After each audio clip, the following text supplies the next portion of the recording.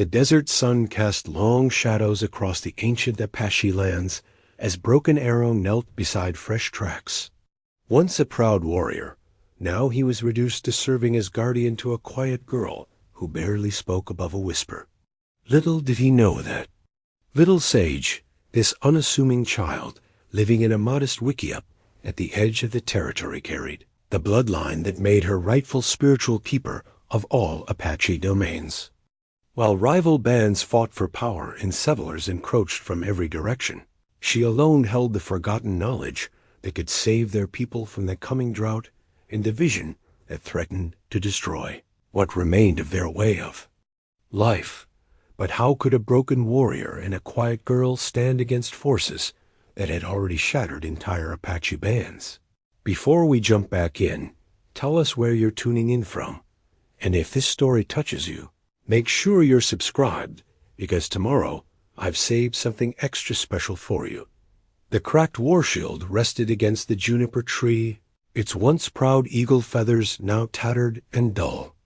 Broken Arrow ran his weathered fingers along the fracture that split the leather face from edge to center, a wound that mirrored the one in his spirit.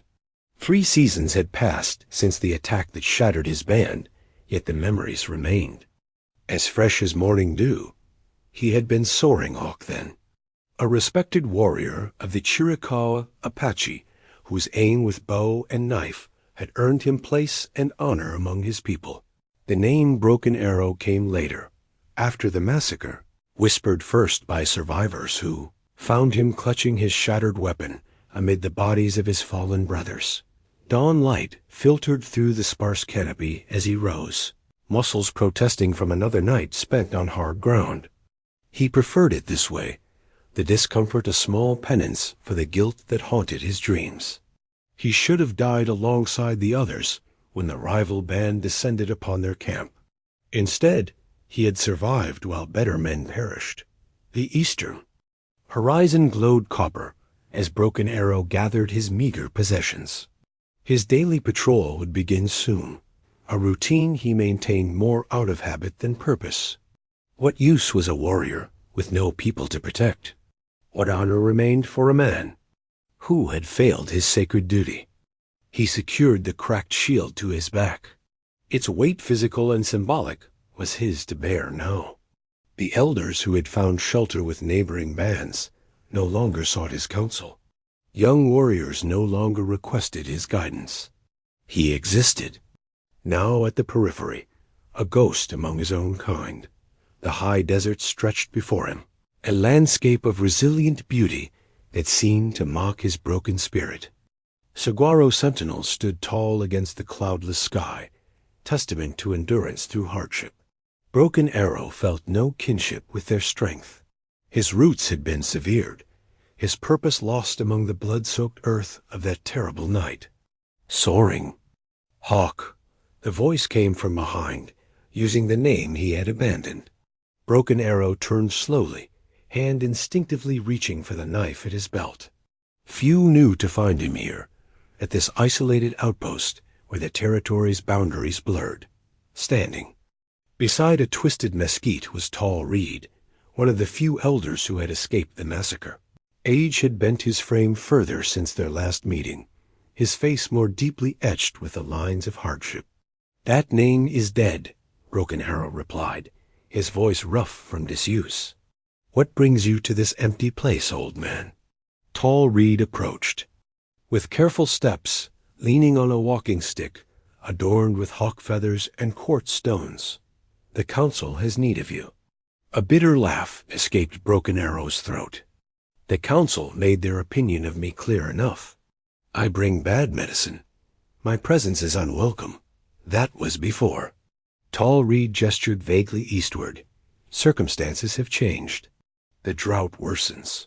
Bands quarrel over water rights. Sacred sites stand unprotected. These problems are not mine to solve." Broken Arrow turned away, adjusting the straps of his pack. "Find yourself a younger warrior, one unshadowed by defeat."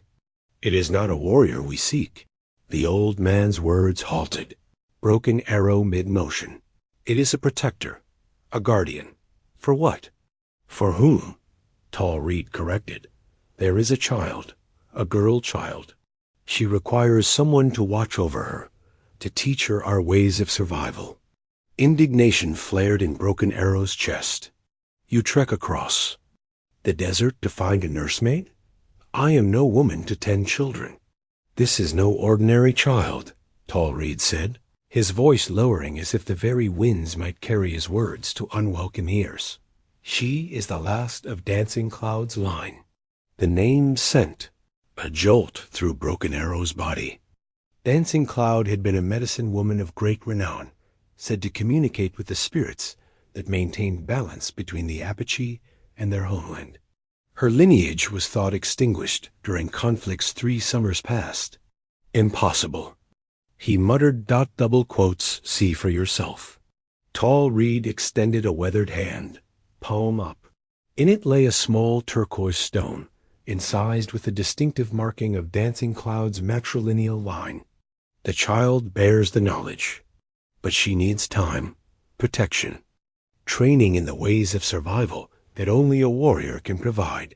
Broken Arrow stared at the stone, memories surfacing of ceremonies where Dancing Cloud had called forth rain during drought, had healed the sick when all hope seemed lost. If a child of her bloodline truly lived, double quotes, where is this girl? He asked, voice betraying more interest than he intended. 3 days' journey north, at the edge of Shadow Mountain territory. She dwells alone in a wickiup near the ancient spring. Alone? A child? Tall Reed nodded gravely. It was necessary. There are those who would use her for their own purposes. Others who would see her bloodline ended forever. Broken Arrow turned away, gazing across the vast landscape. 3 days north would take him dangerously close to bands that considered him cursed. The thought of serving as nursemaid to a child seemed beneath his former status.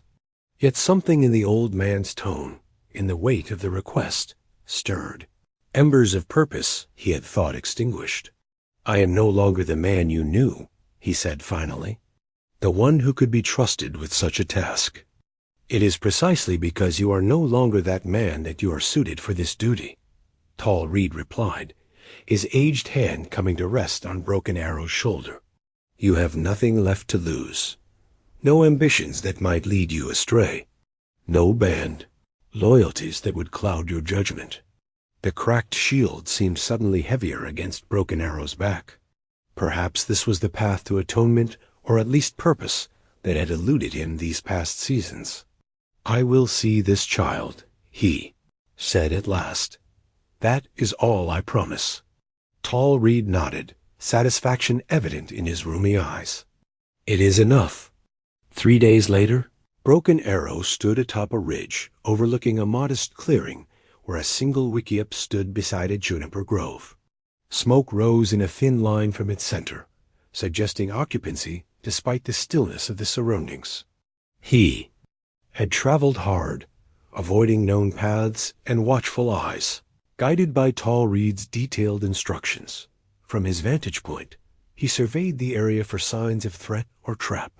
Old habits died hard. The wickiup appeared unguarded, vulnerable, poor placement for defense.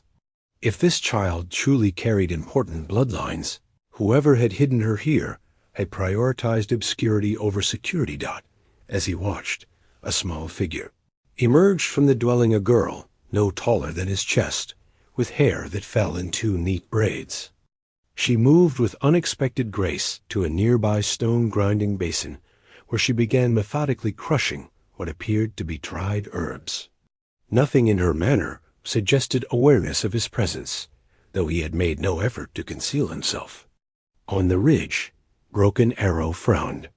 Either the child was remarkably unobservant, a dangerous trait in these troubled times, or she possessed a confidence that bordered on foolishness. He descended the slope with deliberate noise, scuffing boots against stone, allowing small rocks to tumble ahead of his approach. Still, the girl did not look up, continuing her work with the grinding stone as if alone in the world. "Child," he called when within 20 paces. Only then did she raise her head. Eyes dark as obsidian regarded him without surprise or fear, eyes that seemed to hold knowledge far beyond her years. For a moment, Broken Arrow felt unsteady, as if those eyes peered directly into the broken places of his spirit. "You are late," she said simply, her voice soft yet clear as mountain water. "The elder said you would arrive yesterday before sunset." Broken Arrow's frown deepened. "I came at my own pace." The girl Little Sage, Tall Reed had called her, returned to her grinding. The rabbit stew has been waiting. It will have lost flavor. Of all the reactions he had anticipated, this mundane concern was not among them. Broken Arrow stood uncertainly, the practiced words of introduction suddenly forgotten. "Are you hungry?" she asked without looking up. Men who travel alone often forget to eat properly. "I am not here to be fed like some stray dog," he said, an edge entering his voice. Little Sage stopped her grinding then, carefully placing the stone pestle aside. She looked up at him with those disconcertingly ancient eyes. "No," she agreed quietly. "You are here because you are broken, and I am here because I am hidden. Together, perhaps we might become something else." Broken Arrow felt the weight of his shield, the weight of his name, the weight of all he had lost pressing down upon him. This was not what he had agreed to, being analyzed by a child who spoke in riddles. "I came to see if you needed protection," he said stiffly. "Nothing more." "And I need a protector who believes he has something worth protecting," she replied, rising to her feet with fluid grace. "Come, eat, then decide if this is where your path should lead." As she turned toward the wickiup, Broken Arrow noticed for the first time the small medicine pouch hanging at her waist leather, darkened with age, adorned with beadwork patterns he recognized from ceremonies long past. It was no child's plaything, but a sacred vessel passed through generations. Perhaps there was truth to Tall Reed's claims after all. Perhaps this unassuming girl with the old eyes and soft voice did indeed carry the bloodline of Dancing Cloud. Perhaps here, in this unlikely place, lay the purpose he had thought forever lost. With a sigh that seemed to release months of aimless wandering, Broken Arrow followed Little Sage toward the simple dwelling, the cracked shield. A little lighter against his back. Dawn broke over the wickiup in gentle waves of amber and gold. Broken Arrow sat outside on a flat stone, watching as Little Sage moved through her morning rituals with practiced precision. 3 days had passed since his arrival, yet the girl remained an enigma, speaking little, observing much, her small hands constantly busy with tasks that seemed beyond her years. Medicine pouch never left her side. Crafted from supple deerskin and adorned with intricate beadwork depicting lightning patterns sacred to the Apache, it hung from a cord at her waist. Occasionally, when she thought herself unobserved, Little Sage would touch it with reverent fingers, as if drawing strength from its contents. "What does your pouch contain?" Broken Arrow asked as she emerged from gathering morning dew in a clay bowl. Little Sage paused, regarding him with those unsettlingly ancient eyes. "Medicine," she answered simply. "All pouches contain medicine," he replied, irritation edging his voice. "What kind?" The girl set her bowl down carefully. "The kind that remembers. The kind that connects. The kind that heals when healing seems impossible," Broken Arrow snorted. "You speak in riddles like an elder trying to sound wise." A fleeting smile touched her lips, the first he had seen. Perhaps elders speak in riddles because some truths cannot be contained in simple words. She reached for the pouch, untying it with careful movements. From within, she withdrew a small object wrapped in rabbit fur. Unfolding the covering, she revealed a piece of turquoise, no larger than a thumb joint, incised with markings that matched the stone Tall Reed had shown him. "This belonged to my grandmother and her grandmother before her," Little Sage said quietly. "It remembers the songs of rain and the voices of ancestors." Broken Arrow leaned forward despite himself. Dancing Cloud was your grandmother? Little Sage rewrapped the stone. Great-grandmother. My mother was Morning Light. The name struck Broken Arrow like a physical blow. Morning Light had been a beautiful woman whose healing songs were said to ease even the most grievous wounds. She had disappeared during the conflicts 3 summers past, presumed dead along with the rest of Dancing Cloud's line. Your mother was a great healer, he said softly. She taught me much before she joined the ancestors. Little Sage returned, the wrapped stone to her pouch. But there was more she intended to share. Now I must learn from the land itself. The girl rose, securing the medicine pouch. Come, I must gather herbs while the morning dew still clings to them. Against his better judgment, Broken Arrow followed. His role as protector, he had quickly discovered, largely consisted of shadowing the child's daily routines that seemed designed to preserve ancient knowledge rather than simply survive. Little Sage led him to a hidden meadow where plants grew in what appeared to be deliberate patterns.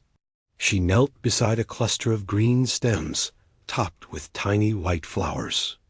Yarrow, she explained, carefully cutting several stems with a small bone knife, for wounds that seep and fester, like the ones you carry inside.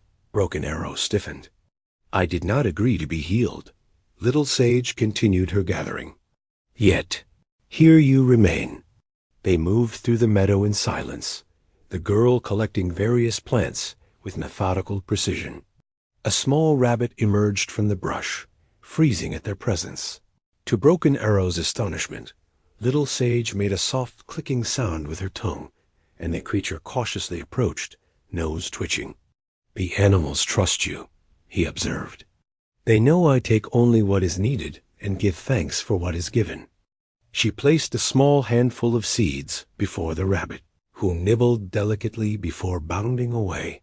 Throughout the morning, Broken Arrow witnessed similar encounters. A desert tortoise that allowed her to examine a wound on its shell. A hawk that circled low over her head as if in greeting. Lizards that basked unmoving as she harvested herbs nearby. By midday, they had returned to the wickiup. Little Sage arranged her gathered plants on a clean hide, separating them with the efficiency of a seasoned healer. The interior of the dwelling, Broken Arrow had discovered, was a carefully organized space where every item served multiple purposes. Dried herbs hung from the support poles. Clay vessels of varying sizes contained seeds, powders, and liquids. Woven baskets held tools, clothing, and ceremonial items. Little Sage worked in comfortable silence, her small fingers deftly stripping leaves, crushing seeds, and bundling stems. Broken Arrow watched, oddly mesmerized by the certainty of her movements. Where did you learn this knowledge? He asked finally. You are too young to have mastered such skills. Little Sage did not look up from her work. Some knowledge lives in the blood. Some is taught by the mothers. Some comes from listening when others have forgotten how to hear. More riddles, Broken Arrow muttered. Not riddles, truths. She bound a bundle of sage with yucca fiber. The earth speaks to those who remember how to listen. The plants share their medicine with those who approach with respect. Broken Arrow shifted uncomfortably. Such talk reminded him of ceremonies he had once participated in, ceremonies he had turned his back on after the massacre, convinced that spiritual powers had abandoned the Apache. You are skeptical, Little Sage observed, finally looking up. That is natural for a warrior. Your path has been one of action, not contemplation. And what would a child know of a warrior's path? He challenged.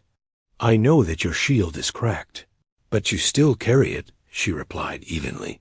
I know that you have survived when others did not, and that survival feels like a burden rather than a blessing. I know that you seek purpose, but fear finding it, for purpose brings responsibility, and responsibility brings the possibility of failure. Her words struck too close to the wounds he carried. Broken Arrow rose abruptly and stalked from the wickiup, seeking the solitude of the juniper grove. There, he paced like a caged mountain lion, unsettled by the child's perception as afternoon. Stretched toward evening, he found himself drawn to the small garden little sage tended behind the wickiup. Unlike the wild meadow of the morning, this was clearly a deliberate planting corn. Beans and squash growing together in the traditional Apache way, supported by an intricate system of shallow trenches that directed rainwater efficiently. 4. A dwelling meant to be temporary, little sage had established surprising permanence. The thought troubled him. If her bloodline was as valuable as tall reeds suggested, remaining in one place invited discovery. He found her at the garden's edge, singing softly as she worked a digging stick into the soil. The melody was one he recognized, an old song that called for plant growth and abundance. Her voice, though young, carried the song with proper inflection and timing. "Your garden is too established," he said when she paused. "If we must leave quickly, all this work will be abandoned." Little sage patted the soil around a young bean plant. "All work is eventually abandoned. That does not make it without purpose." "You speak of purpose again." "Because it concerns you." Greatly. She stood, brushing soil from her hands. "You wonder why you survived when others perished. You wonder why an elder would entrust a child to your care when you could not protect your own band." Anger flashed through him. "Do not presume to know my thoughts, child. I do not presume. I observe." Little sage collected her tools with careful movements. "Tonight, I will prepare a ceremony. You may participate or not, as you choose. But know that decisions approach like storm clouds from the west. Soon, we must both decide what paths to walk." Before he could demand explanation, a sound caught his attention, the distant call of a mourning dove, repeated in a pattern that was decidedly unnatural. Little sage froze, head tilted in listening. "Someone comes," she whispered. Broken Arrow's hand went instinctively to his knife. "Hide yourself in the storage pit." To his surprise, she obeyed without argument, disappearing into the wickiup. Broken Arrow moved to the juniper grove, positioning himself where he could observe the approach without being seen. Minutes passed before a lone figure appeared from the eastern. Rija, young Apache warrior, wearing the distinctive markings of the Shadow Mountain Band. He approached cautiously, carrying a lance decorated with hawk feathers. Broken Arrow recognized the visitor Swift Fox, a warrior he had once trained before the massacre. A young man had been but a boy then, eager to prove himself. Now he moved with the confidence of experience, eyes constantly scanning his surroundings. Deciding that concealment served no purpose, Broken Arrow stepped from the trees. Swift Fox halted immediately, lance lowering to a defensive position. "Soaring Hawk?" Disbelief colored the young warrior's voice. "They said you were dead." "That name is gone," Broken Arrow replied. "What brings you to this place, Swift Fox?" The young warrior's posture remained guarded. "I carry messages for the medicine people who sometimes gather here. I did not expect to find you." "What messages?" Swift Fox hesitated. "Information meant for certain ears only." "There are no medicine people here," Broken Arrow lied smoothly. "Only myself." Something like disappointment crossed Swift Fox's features. "Then I have journeyed for nothing." He turned as if to leave, then paused. "Unless the rumors are true." "What rumors?" "That dancing cloud's descendant lives, hidden among our territories. That this one carries knowledge that could unite our fragmented bands." Swift Fox's eyes searched Broken Arrow's impassive face. "Some say this child is the last hope for the Apache to reclaim our sacred ways before drought and division destroy us completely." Broken Arrow maintained his neutral expression. "I have heard similar tales. Many stories are born in desperate times. Yet here you stand, far from your usual haunts, at a place known for medicine gatherings." Swift Fox took a step closer. "My chief would reward information about such a child. Many bands seek this knowledge. The implied threat was clear. Broken Arrow's hand tightened on his knife. Your chief should focus on keeping American soldiers from your territory, rather than chasing children's tailies. Swift Fox's expression hardened. The Americans grow bolder. They establish forts on our hunting grounds.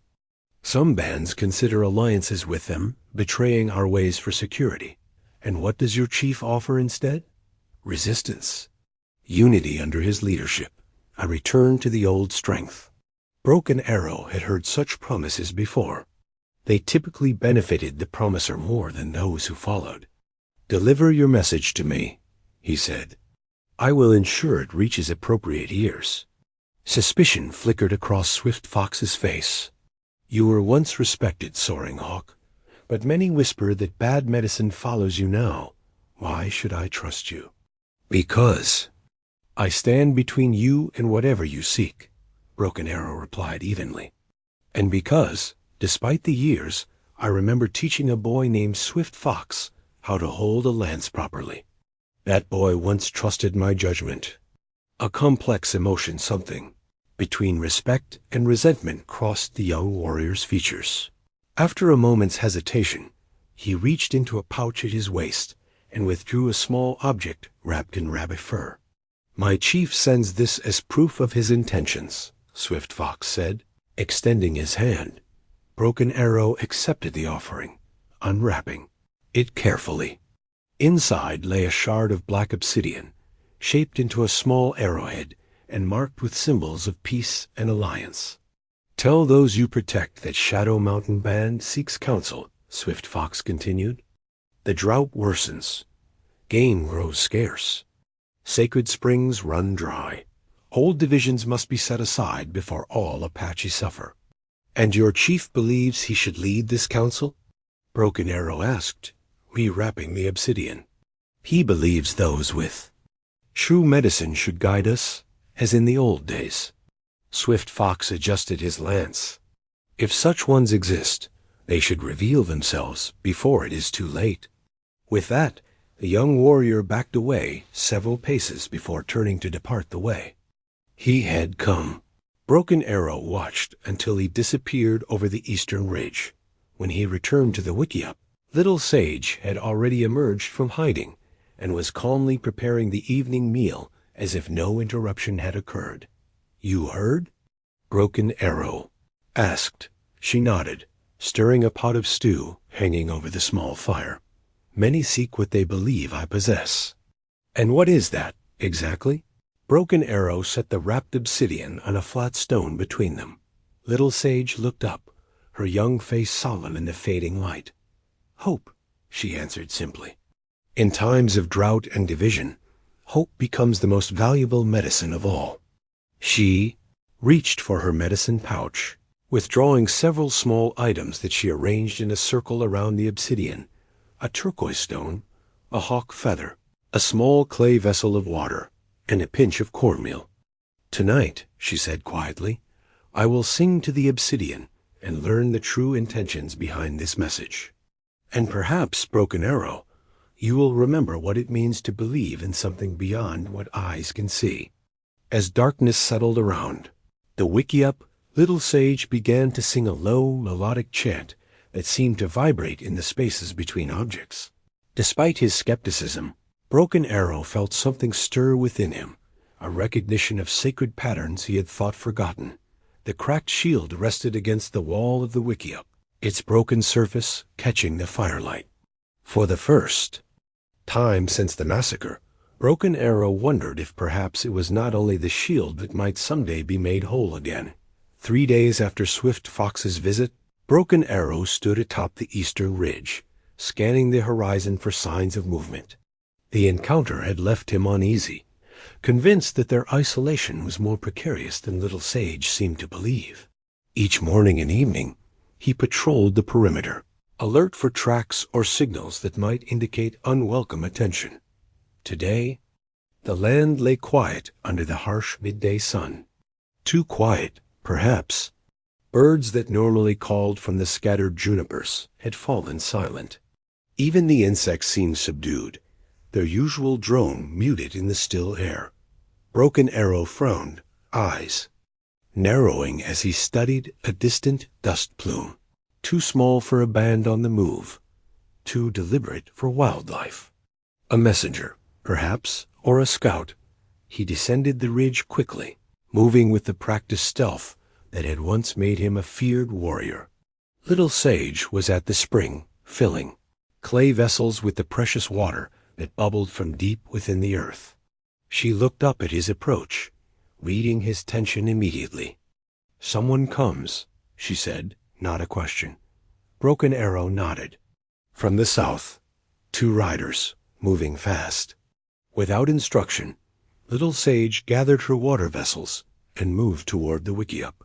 In the days since his arrival, they had established unspoken protocols for visitors. She would remain inside, out of sight, until he determined whether the arrival presented danger. He retrieved his bow from where it leaned against the dwelling, stringing it with efficient movements. The weapon had been a poor replacement for the one shattered during the massacre, but it would serve. The riders appeared on the southern approach sooner than expected, pushing their horses hard despite the heat. As they drew closer, Broken Arrow recognized the lead rider, Gray Wolf, a seasoned warrior from Black Mountain Band. The second rider was younger, unfamiliar, bearing the marks of a messenger. Gray Wolf reined his mount to a stop 20 paces away, raising an open hand in greeting. Soaring Hawk, the rumor spoke true. "That name is dead," Broken Arrow replied, though with less conviction than he had felt weeks earlier. "Why do you ride as if pursued, Gray Wolf?" The older warrior dismounted with a grimace, his movements betraying fatigue. "Because we are all pursued now, whether we recognize it or not." He gestured to his companion. "This is Running Deer, who carries news from 4 bands. The younger warrior remained mounted, alert eyes scanning their surroundings. "We bring warning," he said, voice taut with urgency. "And seek counsel." Broken Arrow lowered his bow slightly. "I offer no counsel. That path is behind me." Gray Wolf's weathered face creased with something between amusement and irritation. "Yet here you stand, precisely where the whispers said. We might find you guarding what remains of our most sacred knowledge." A chill ran through Broken Arrow, despite the heat. "What whispers?" "That Dancing Cloud's descendant loves," Running Deer replied. "That this one dwells near the ancient spring, guarded by a warrior who once bore a different name." Broken Arrows. Grip tightened on his bow. Dangerous words in dangerous times, indeed. Gray Wolf reached slowly into a pouch at his belt, withdrawing a folded piece of hide. "Which is why we bring this." He extended the hide toward Broken Arrow, who accepted it cautiously. Unfolding the stiff material revealed an intricately drawn map, not of physical terrain, but of spiritual connections. Lines radiated from central points, connecting sacred sites across Apache territories. Some of the lines were solid, others broken or faded. Symbols marked places where ceremonies had traditionally been held, springs where healing waters flowed, mountains where vision quests had guided generations of Apache youth. It was a spirit map Apa, sacred artifact thought destroyed during the conflicts that had fractured the Apache bands. "Where did you get this?" Broken Arrow asked, voice hushed despite himself. "It was entrusted to Black Mountain Band by Dancing Cloud herself," Gray Wolf replied, "before the troubles began. Before the sacred connections began to fail." Little Sage emerged from the wickiup then, drawn by some instinct, or perhaps by the mention of her ancestor. Both visitors' gazes snapped to her small figure, Running Deer inhaling sharply in recognition or surprise. "The child," he murmured, little. Sage approached with measured steps, her eyes fixed on the hide map in Broken Arrow's hands. Without speaking, she extended her hand, and after a moment's hesitation, he surrendered the artifact to her. Her small fingers traced the lines with reverence, following connections only half visible to ordinary eyes. Some lines grow weak, she observed quietly. The sacred web phrase. Gray Wolf nodded gravely. 3. Springs have gone dry in as many moons. The rain ceremonies fail. Game grows scarce even in traditional hunting grounds. And the people? Little Sage asked, still studying the map. Divided, fearful, Running Deer shifted in his saddle. Some bands speak of alliance with the White Eyes, believing their water magic and metal weapons offer protection. Others, Gray Wolf continued, follow war chiefs who promise return to old glories through conflict and conquest. Neither path leads to balance, Little Sage said, looking up at last. Her eyes, so disconcertingly ancient, moved from Gray Wolf to Running Deer. You have traveled far with this map. What do you seek from us? Guidance, Gray Wolf answered simply. The sacred connections must be restored before drought and division destroy what remains of Apache ways. I am but a child, Little Sage replied, though her tone carried a weight that belied her words. A child of Dancing Cloud's line, Running Deer countered. The last who carries unbroken knowledge of the ceremonies that maintain balance between our people and the land. Broken Arrow watched the exchange with growing unease. The visitors confirmed what Tall Reed had suggested, that Little Sage represented something far more significant than a simple medicine lineage. She was, according to their words, the last keeper of knowledge that sustained the very relationship between the Apache and their territories. Others seek this child, he said, interrupting the conversation. Shadow Mountain Band sent a messenger days ago. Gray Wolf and Running Deer exchanged glances. Swift Fox, Gray Wolf said. We encountered him on the journey here. His chief grows, ambitious, gathering warriors and speaking of uniting all Apache under his leadership. He sent a peace token, Little Sage said, returning her attention to the map. Running Deer snorted. Shadow Mountain speaks of peace while preparing for war. Their scouts range widely, mapping water sources and encampments of other bands. The Americans push from the east, Gray Wolf added. They establish forts along traditional boundaries, offer treaties to divided bands. Some accept, seeing no alternative, as drought withers their resources. Little Sage carefully refolded the map, her movements deliberate and reverent. The spiritual drought precedes the physical one, she said quietly. When sacred connections weaken, the land itself suffers. She looked up at Broken Arrow, something like resolve settling over her young features. We must journey to the center place. The ceremonies must be renewed. Alarm flashed through him. The center place lies deep in contested territory. Bands fight for control of that ground, because they sense its importance without understanding its true purpose, she replied. Without renewal at the center, all other sacred sites will continue to weaken. Gray Wolf nodded solemnly. The child speaks truth that elders have whispered, but such a journey would be perilous beyond measure. Many would seek to prevent it or to capture the knowledge this one carries. Which is why we do not travel, Broken Arrow stated firmly. My duty is to protect, not to deliver into danger. Little Sage's gaze never wavered. Your duty is to the Apache people, as it has always been. I must fulfill mine. The assertion spoken with such certainty from one so young struck Broken Arrow momentarily silent. In the pause, Running Deer dismounted, approaching with careful respect. We did not come only with warnings, he said. 4 bands have pledged warriors to protect the journey, should you undertake it. Black Mountain, Stone Creek, Eagle Peak, and River people stand ready. 4 bands, Broken Arrow repeated skeptically. Against how many who would oppose? Against those who follow Shadow Mountain Chief, Gray Wolf replied grimly. Against those who have already aligned with American interests. Against those who believe the old ways must die so new powers can rise. Little Sage had turned her attention back to the map, small fingers tracing connections only she could fully perceive. The center weakens most quickly, she murmured. We have until the dry moon before the connection fails completely. The dry moon? Broken Arrow's concern deepened. That gives us barely 20 days. 20 days to travel, prepare, and perform ceremonies that have not been fully enacted in 3 generations. Little Sage refolded the map with finality. It is the time we have been granted. The visitors remained through the afternoon, sharing detailed information about band movements, American troop positions, and the status of various sacred sites throughout Apache territory. As shadows lengthened, Little Sage prepared a simple meal, listening intently to every word while offering little commentary of her own.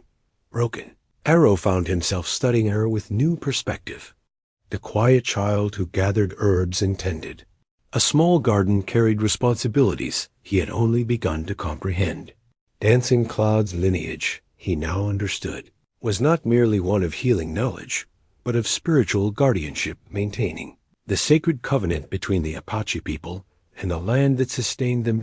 As night fell, Little Sage withdrew to the wickiup, leaving the warriors to speak more freely around the small fire. Once certain she was beyond earshot, Gray Wolf leaned forward, voice lowered. There is more you should know, he said gravely. Shadow Mountain Chief has offered bounty for the child, claiming that any who controls Dancing Cloud's descendant controls the future of all Apache. Broken Arrow's jaw tightened. And the Americans? Their blue coat leaders offered trees that would place all bands on reserved lands, far from sacred sites. Running Deer replied. Some already prepare to accept these terms, seeing no alternative. As hunting grounds fail and water grows scarce. The drought is no accident of nature, Gray Wolf added, poking the fire with a stick. Elders who remember the old stories speak of similar times in our past when the sacred connections weakened, when ceremonies were neglected or performed incorrectly. The land itself withdraws its blessings when balance is lost. Broken Arrow stared into the flames, memories stirring of ceremonies he had witnessed as a young warrior. Dancing Cloud herself, calling forth rain during seasons of dryness, restoring harmony when conflicts threatened to divide bands beyond reconciliation. I was chosen for this task because I have nothing left to lose, he said finally, because my name and band are already broken. But the child deserves better protection than one defeated warrior can provide. Gray Wolf's weathered hand clasped his shoulder. You were chosen because your spirit, though wounded, remains true. Because despite your losses, you never betrayed our ways or sought personal glory at the expense of your people. My people died while I survived, Broken Arrow replied bitterly. And perhaps that was the land's way of preserving you for this. Greater purpose, Running Deer suggested. The ancestors see patterns beyond our understanding.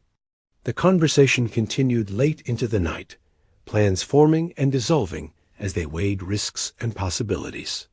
By the time the visitors departed before dawn, Broken Arrow had reluctantly accepted the inevitable. Their isolation had ended.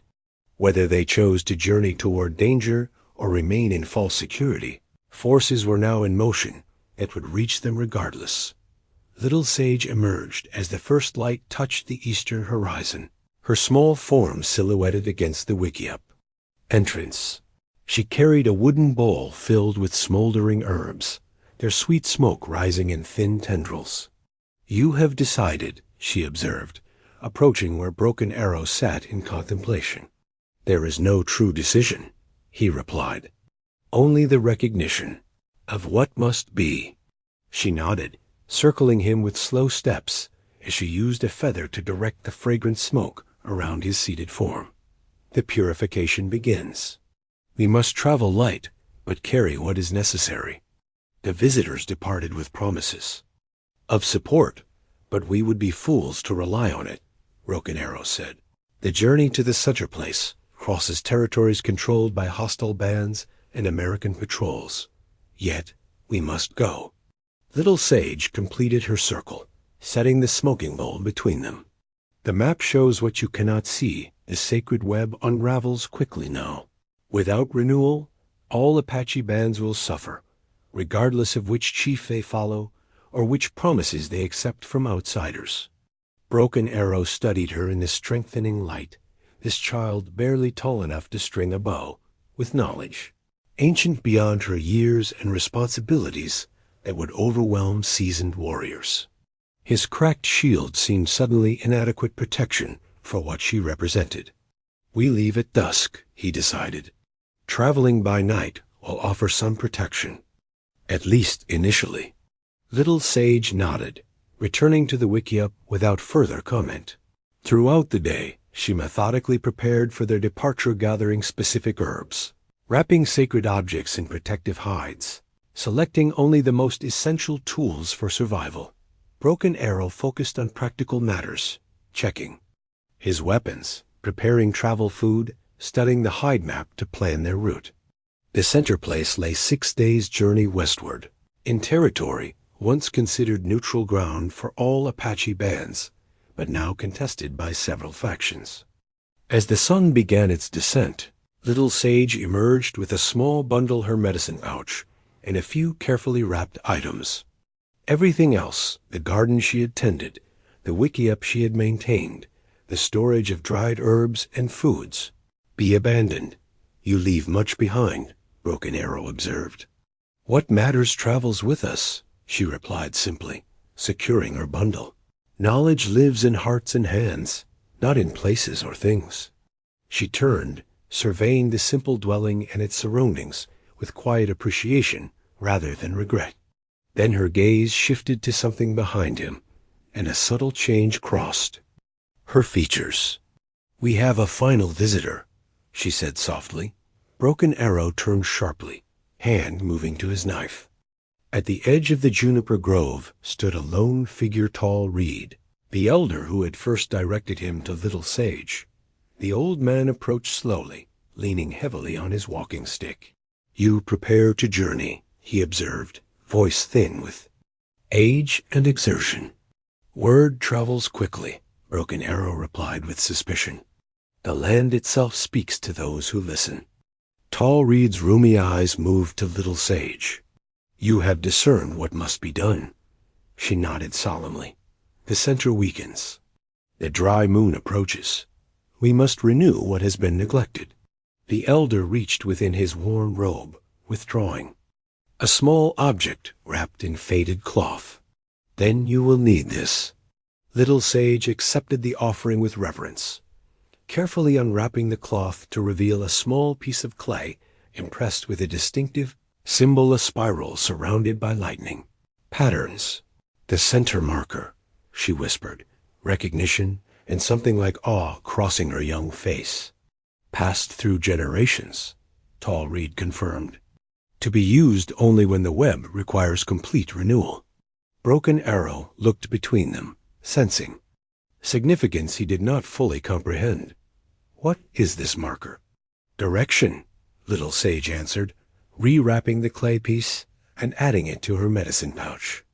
Focus, the key that opens what has been closed. Tall Reed's weathered hand came to rest on her head in a gesture of blessing. You carry heavy responsibility for one so young, but you do not carry it alone. His gaze shifted to Broken Arrow. The warrior who thought himself broken will find wholeness in this journey. The shield that cracked will protect what matters most. Before Broken Arrow could respond to this cryptic statement, the elder turned to depart, moving with surprising quickness back toward the juniper grove. Within moments, he had disappeared among the trees, leaving Broken Arrow to wonder if the brief visit had been real or imagined. Little Sage seemed untroubled by the elder's abrupt departure. She secured her medicine pouch, eyes turning westward, toward their destination. The sun sets, we should begin. Broken Arrow adjusted his cracked shield on his back, its familiar weight, both burden and comfort. Stay close, speak little. Move as I move. With the hide map carefully stored in his own pouch and weapons at the ready, Broken Arrow led Little Sage away from the wickiup that had been her sanctuary. As darkness settled across the land, They moved westward, two unlikely figures embarking on a journey that would determine the future of not just their own lives, but of all Apache people. Behind them, the abandoned wickiup stood silent against the deepening night, already seeming like a remnant of a simpler time before broken. Arrow understood that his greatest challenge would not be protecting a child, but supporting the last guardian of Apache's spiritual heritage as she confronted forces that threatened the very foundation of their world. They traveled through the night, keeping to shadow and ravine, avoiding open ground where moonlight might betray their movement. Little Sage matched Broken Arrow's pace without complaint, her small feet finding sure footing even in the darkness. By dawn, they had covered significant distance, reaching a series of low hills that offered concealment for their daylight rest. Broken Arrow selected a shallow cave, its entrance screened by scrub brush and facing away from likely travel routes. As Little Sage arranged their meager supplies, he secured the perimeter, brushing away tracks and setting small signals that would alert them to approach. "Sleep," he instructed when he returned. "I will keep watch." Little Sage regarded him with those unsettlingly perceptive eyes. "You need rest as well. I am accustomed to vigilance. Even vigilant warriors must sleep." She reached into her medicine pouch, withdrawing a small bundle of dried leaves. "This will keep you alert for the morning watch. Then you must rest while I maintain awareness." Broken Arrow accepted the herbs with reluctance, recognizing desert sage and other plants known to clear the mind. He chewed them slowly, surprised at the immediate clarity they brought to his exhausted senses. Little Sage arranged her blanket and settled into immediate, deep sleep, a skill Broken Arrow recognized from his own warrior training. He positioned himself at the cave entrance, bow within reach, senses extending outward to detect any disturbance in the natural rhythm of the desert morning. The sun climbed higher, bringing fierce heat that shimmered above the rocky landscape. Nothing moved except occasional ravens riding thermal currents high overhead. Broken Arrow maintained his watch, the herbs keeping fatigue at bay despite their night of travel. Midday approached when Little Sage stirred, rising with the same quiet efficiency with which she had retired. Without speaking, she moved to Broken Arrow's side, her hand extending to receive the watch. "Nothing approaches," he reported. "The land sleeps under the sun." She nodded, taking his position at the cave entrance. "The herbs will fade soon. Rest deeply but briefly. We must move again when shadows lengthen." Though he intended to resist sleep, exhaustion claimed Broken Arrow almost immediately. His dreams were vivid flowing water where there should be none, ancient voices speaking in patterns just beyond comprehension, a great spiral etched into stone that seemed to pulse with living energy.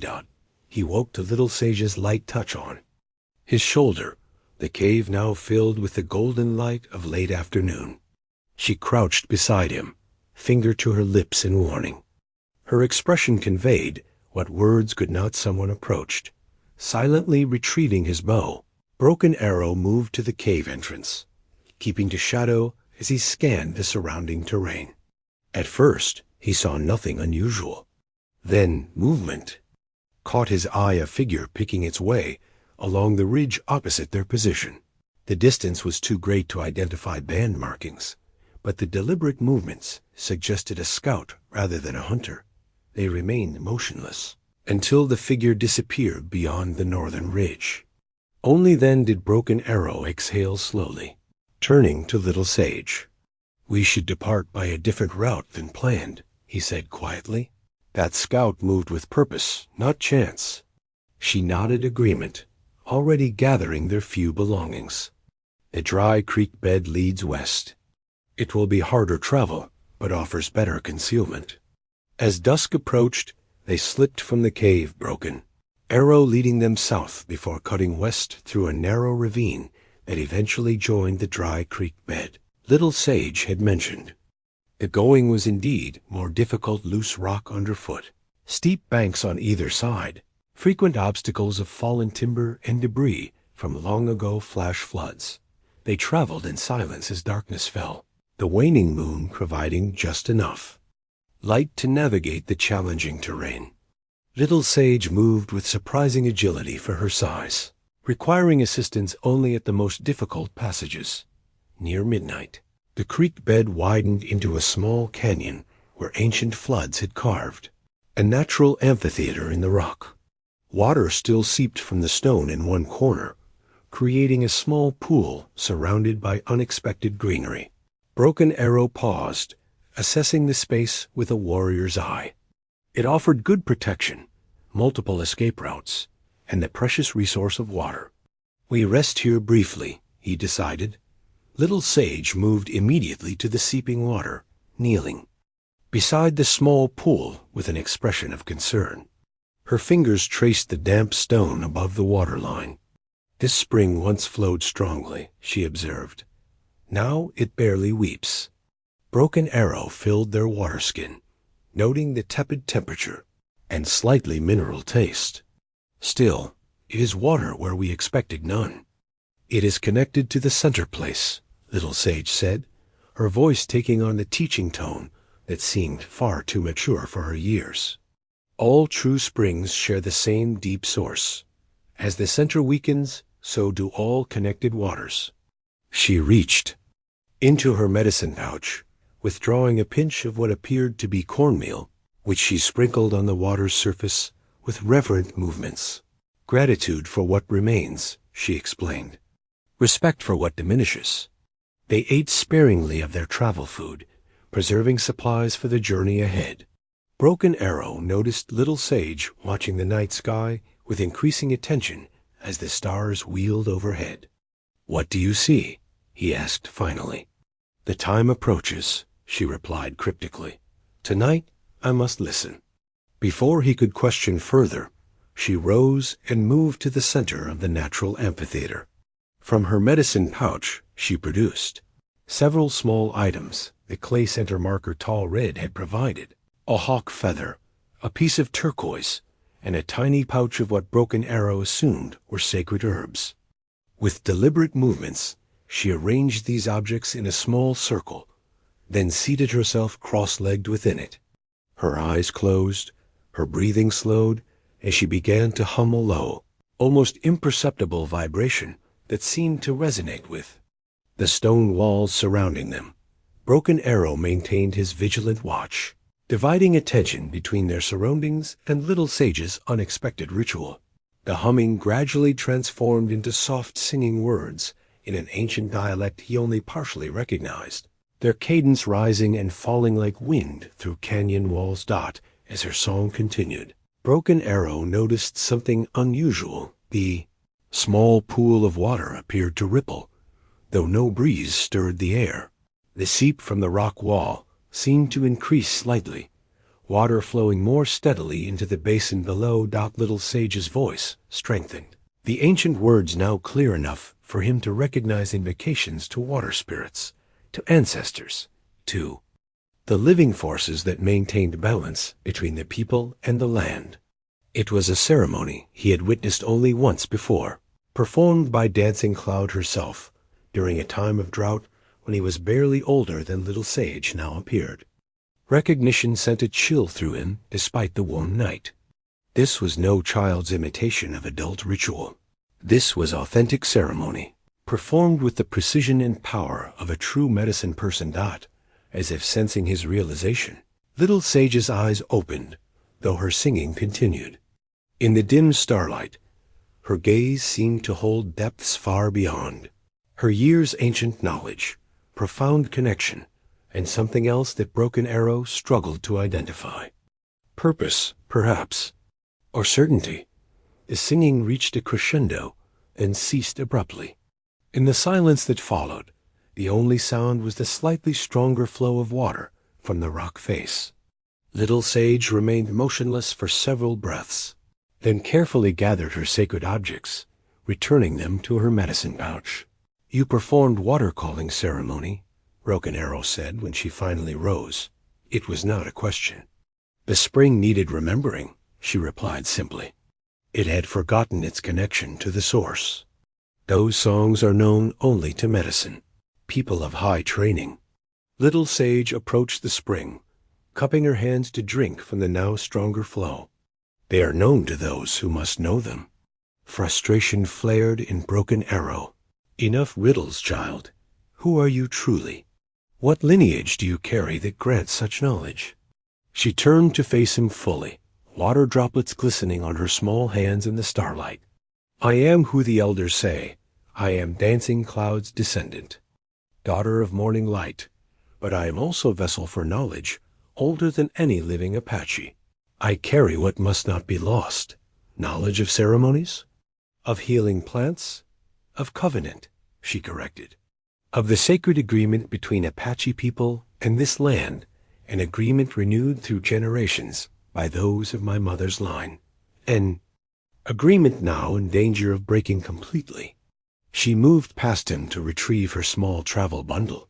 From within it, she withdrew an object wrapped in soft hide longer than her forearm, its shape suggesting a staff or wand of some kind. This was to be given to me when I reached womanhood, she said, carefully unwrapping the object. Circumstances have forced an earlier passing.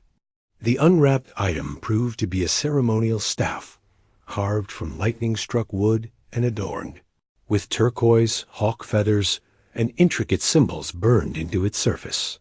Even in the dim light, Broken Arrow recognized it as an object of immense spiritual significance, the kind carried only by the most respected medicine people during the most sacred ceremonies. Your mother's? He asked, voice hushed despite himself. My grandmother's, and hers before her, back through generations. Little Sage held the staff with reverence.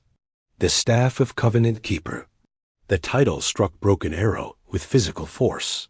Covenant Keeper was no casual designation, but the most sacred role in Apache spiritual tradition, the one who maintained balance between the physical and spiritual worlds, who renewed the ancient agreement that allowed the people to live in harmony with the land. You are too young, he protested. The Covenant Keeper is chosen from among medicine women who have completed decades of training. In ordinary times, yes. Little Sage rewrapped the staff carefully. These are not ordinary times. She secured the precious object in her bundle once more. My mother began my training from my earliest memory. When she sensed her death approaching, she intensified the teachings, passing knowledge that would normally require years to absorb. You speak of your mother's death as if she foresaw it. She did. Little Sage's voice held no self-pity, only calm certainty. She knew that forces were aligning against our line, against the traditional ways. She prepared me as best she could for what would come. And what is that, exactly? Broken Arrow demanded. What journey have I agreed to protect? Little Sage looked up at him, her expression solemn in the starlight. The journey to renew the covenant at its source, the center place where the original agreement between Apache people and this land was formed. Without this renewal, the drought will worsen, the sacred connections will fail completely, and our people will scatter beyond recovery. She gestured to the staff, hidden in her bundle. I am the last who carries both the bloodline and the knowledge required for this renewal. If I fail, there will be no more chances. The weight of her words settled over Broken Arrow like a physical burden.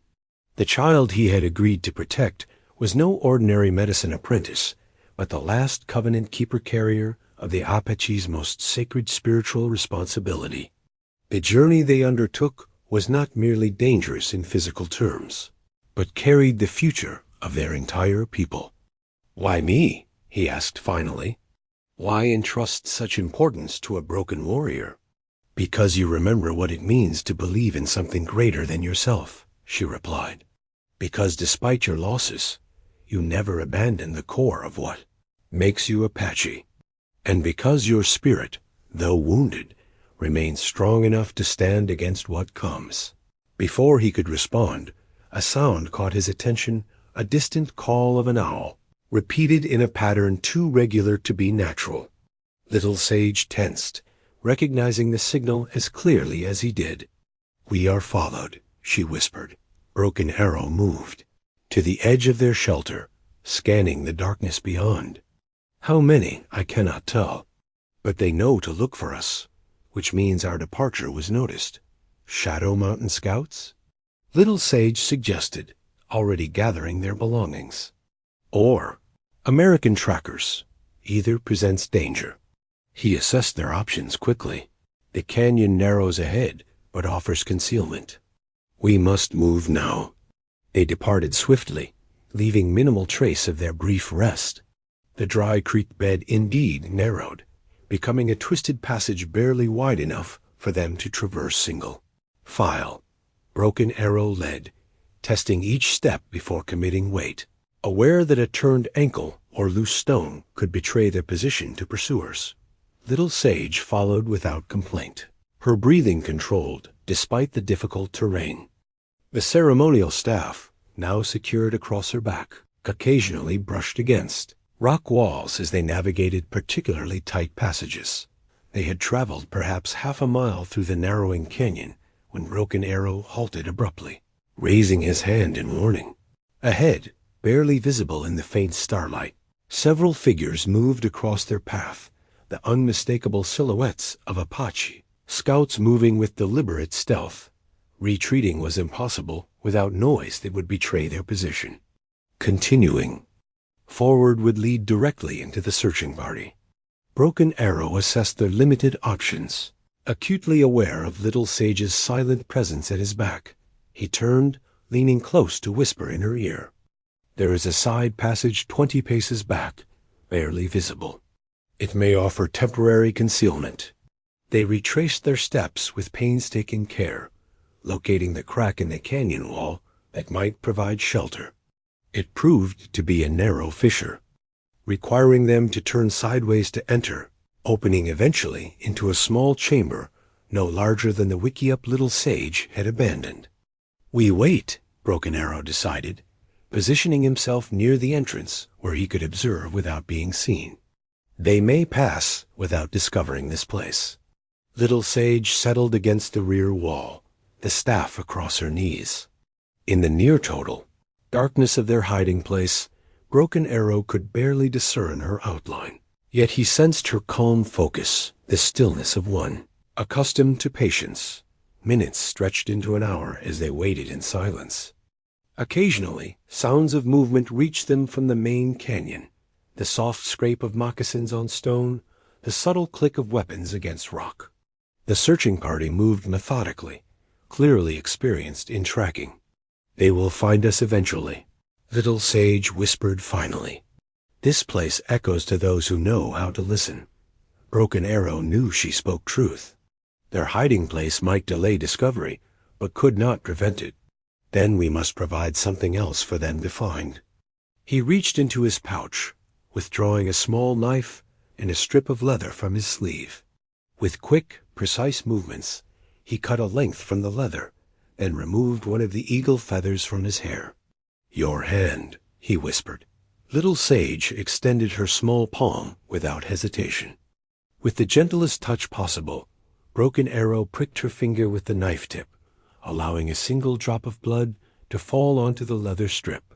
He then wrapped the eagle feather with the blood-marked leather, binding it with sinew from his pouch. A blood token, Little Sage observed. Old magic. Broken Arrow nodded. It will draw attention away from our true path. He moved to the fissure entrance, listening intently for several moments. When I depart, wait until the count of 200, then follow the main canyon westward. I will rejoin you before dawn at the forked cottonwood. They will pursue you, she protested. That is the intention. He checked his weapons with practiced efficiency. The blood token will lead them south while we continue west. Little Sage's hand caught his arm, her grip surprisingly strong.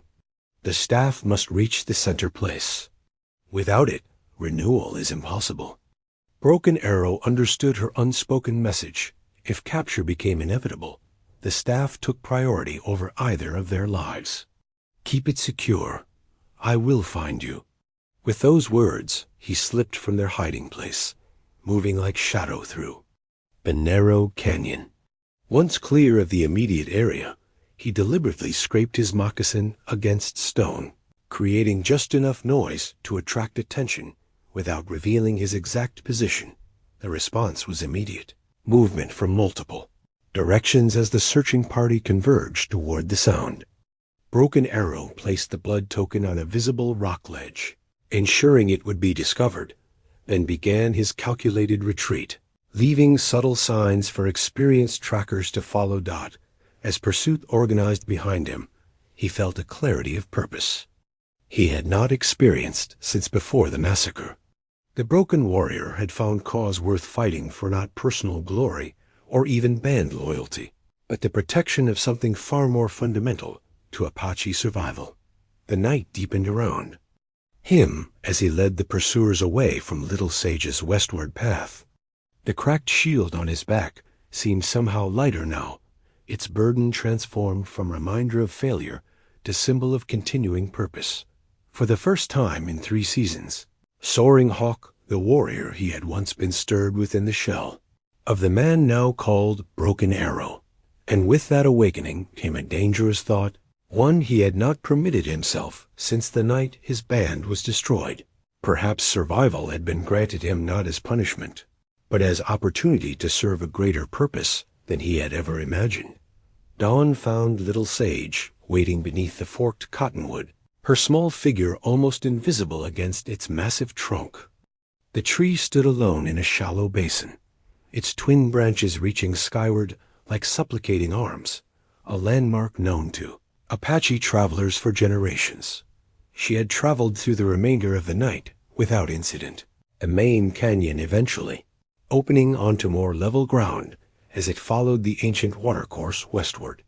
There had been no sign of pursuit, suggesting Broken Arrow's diversion had succeeded. As the first light touched the eastern horizon, she unwrapped a small portion of journey bread, eating slowly while scanning the surrounding terrain for movement.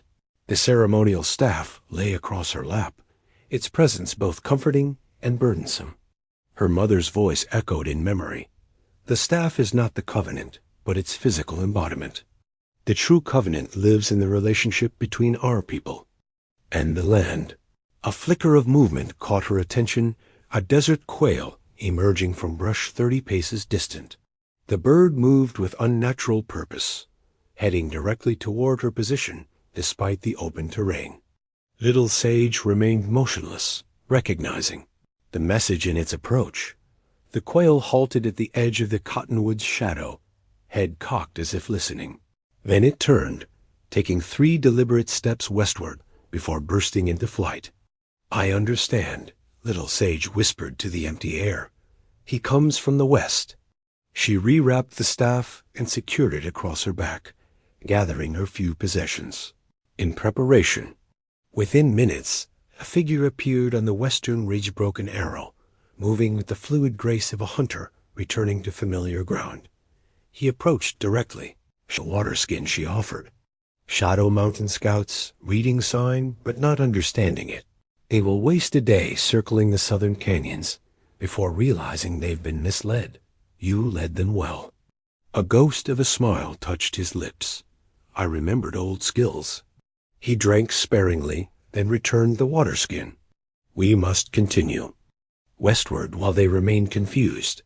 There is a place 2 days' journey ahead where allies may await. Stone Creek Band maintains a camp near the ancient crossing.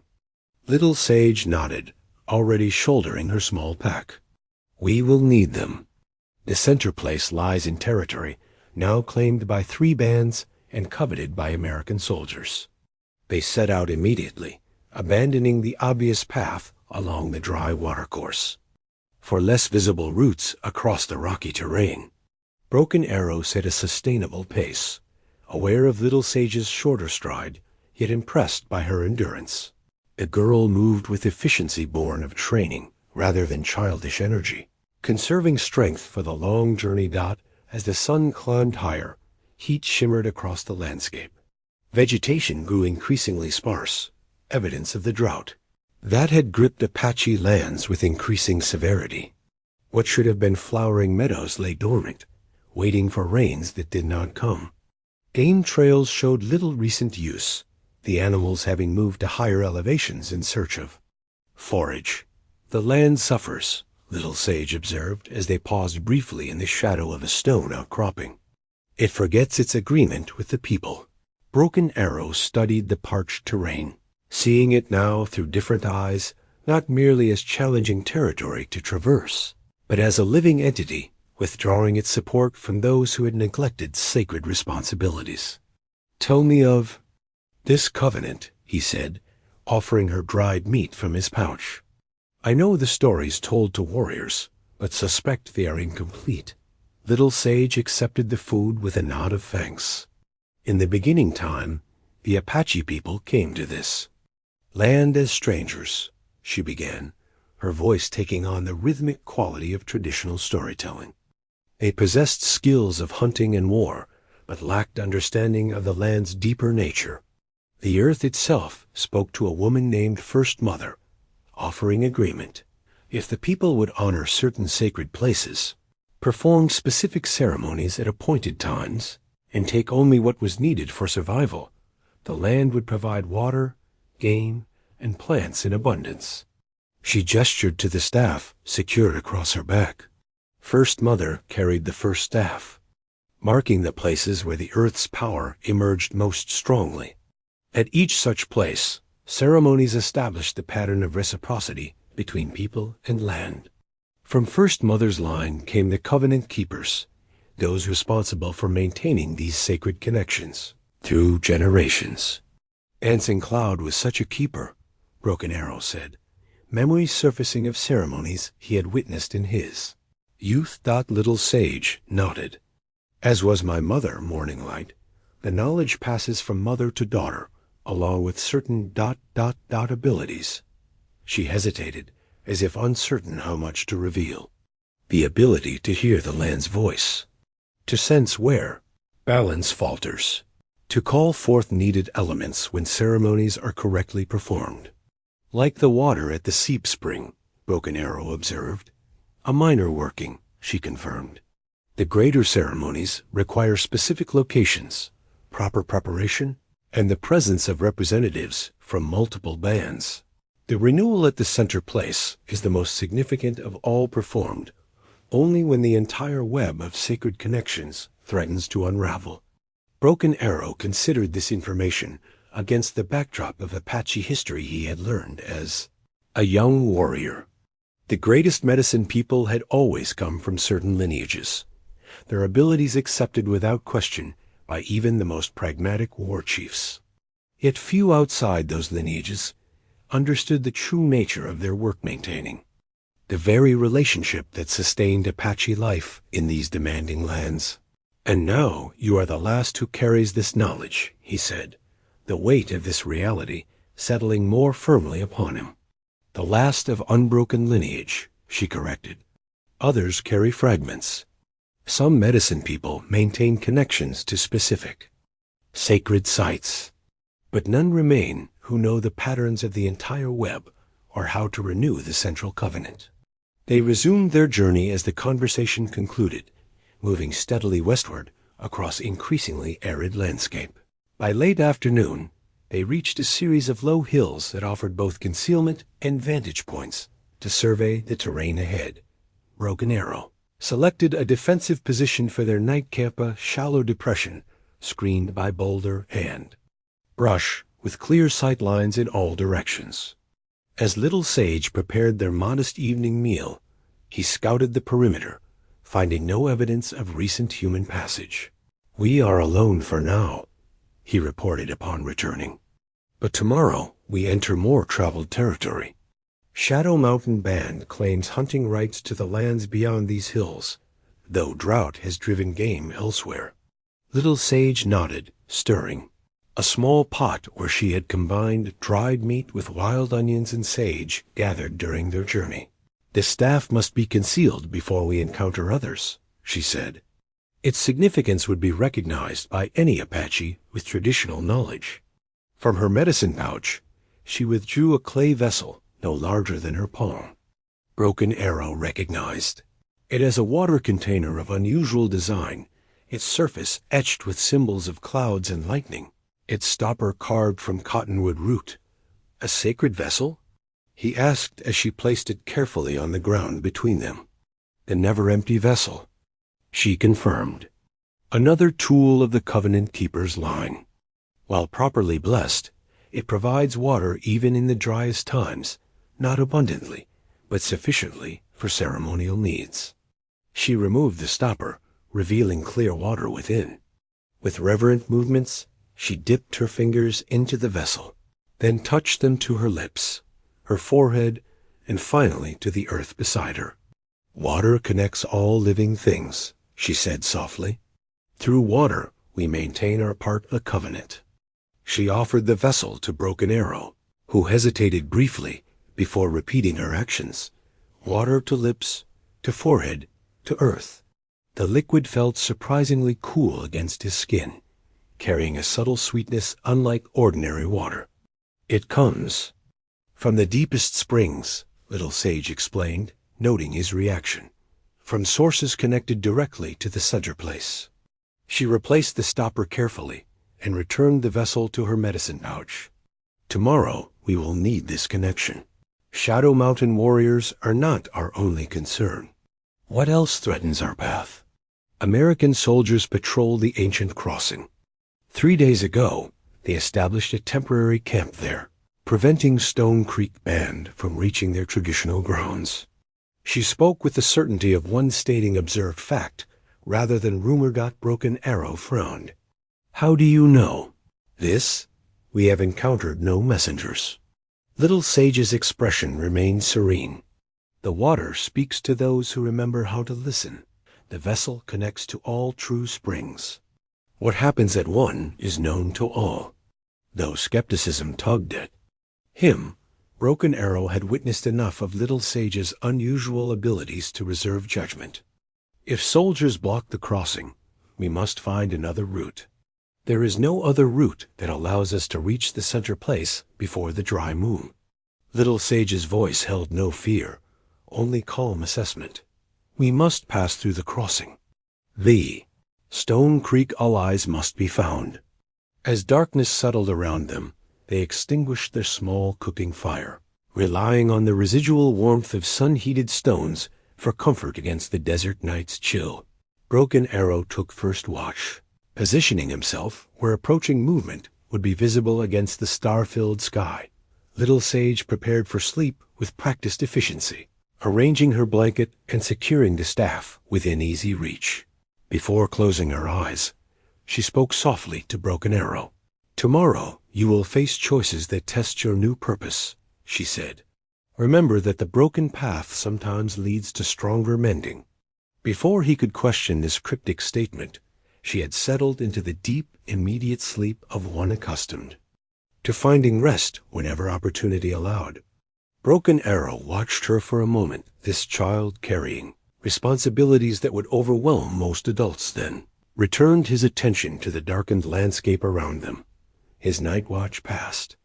Uneventfully, the desert silent except for occasional hunting calls of owls and the distant yip of coyotes. When Little Sage rose to take second watch, Broken Arrow surrendered his position with reluctance, still protective, despite having witnessed her competence. Sleep, she instructed, much as he had done to her the previous night. The path ahead requires your strength.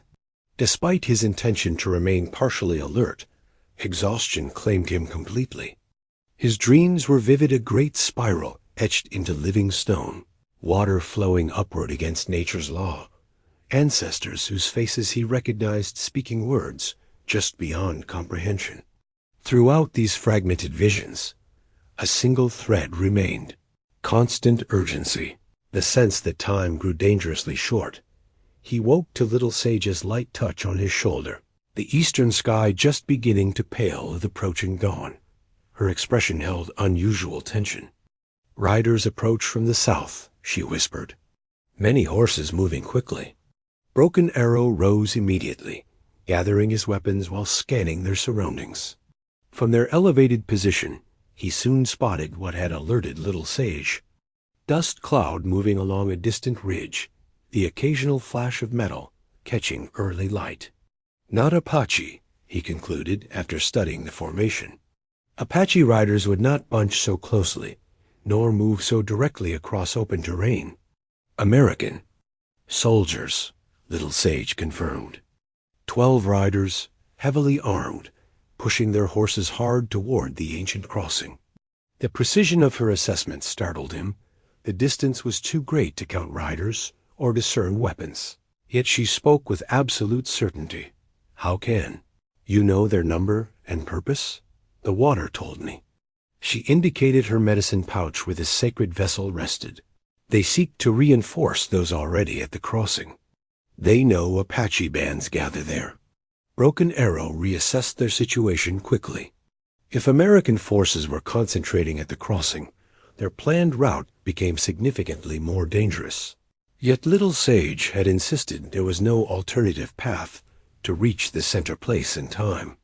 We continue westward, but with greater caution, he decided. There is a series of arroyos that parallels the main trail, offering concealment at the cost of more difficult travel. They departed as light strengthened, abandoning their hillside position for the less exposed terrain of the arroyos. Dry watercourses cut deep into the earth by ancient floods. Progress was slower here, the path twisting between steep earthen walls, the footing uncertain on loose stones and sand. Little Sage kept pace without complaint, though Broken Arrow noted her increasing attention to the ceremonial staff secured across her back. Several times she paused, hand resting on the wrapped bundle, head tilted as if listening to voices he could not hear. By midday, the arroyos had deepened, providing better concealment, but limiting their view of surrounding territory.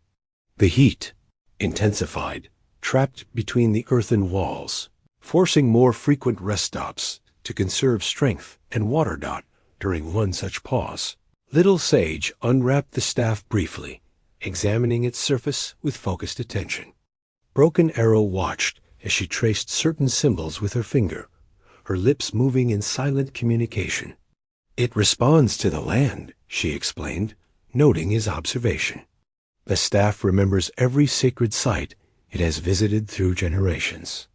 As we draw closer to the ancient crossing, it recognizes paths traveled by my ancestors. Does it guide you somehow? He asked, curiosity overcoming his usual reticence. It confirms when we approach places of power. She rewrapped the staff carefully. The ancient crossing is not merely a convenient path across difficult terrain. It marks where two great spirit paths intersect, one following the water's ancient course, the other connecting mountain and desert powers. She secured the staff across her back once more. Such intersections were the foundation of the original covenant. They must be properly acknowledged as we pass. They continued through the afternoon, the arroyos gradually widening as they approached what had once been a significant watercourse. Though now dry, the ancient riverbed had shaped the land profoundly, creating the natural passage known to the Apache as the ancient crossing. As the sun began its western descent, Broken Arrow called another halt, sensing they neared their most dangerous point. Climbing the arroyo wall with practiced stealth, he surveyed the terrain ahead, confirming his concerns. The ancient crossing lay less than a mile distant, a natural break in otherwise impassable terrain where the old riverbed cut through a ridge of resistant stone.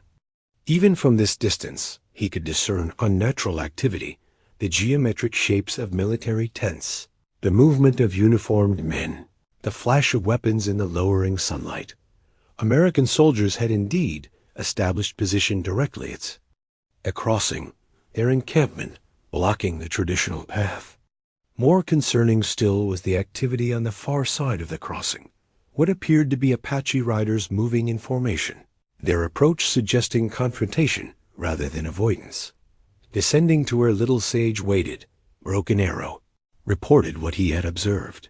The crossing is heavily guarded. Soldiers have established a defensive position directly on the path. and Apache riders approach from the west, likely Shadow Mountain Band, based on their direction of travel. Little.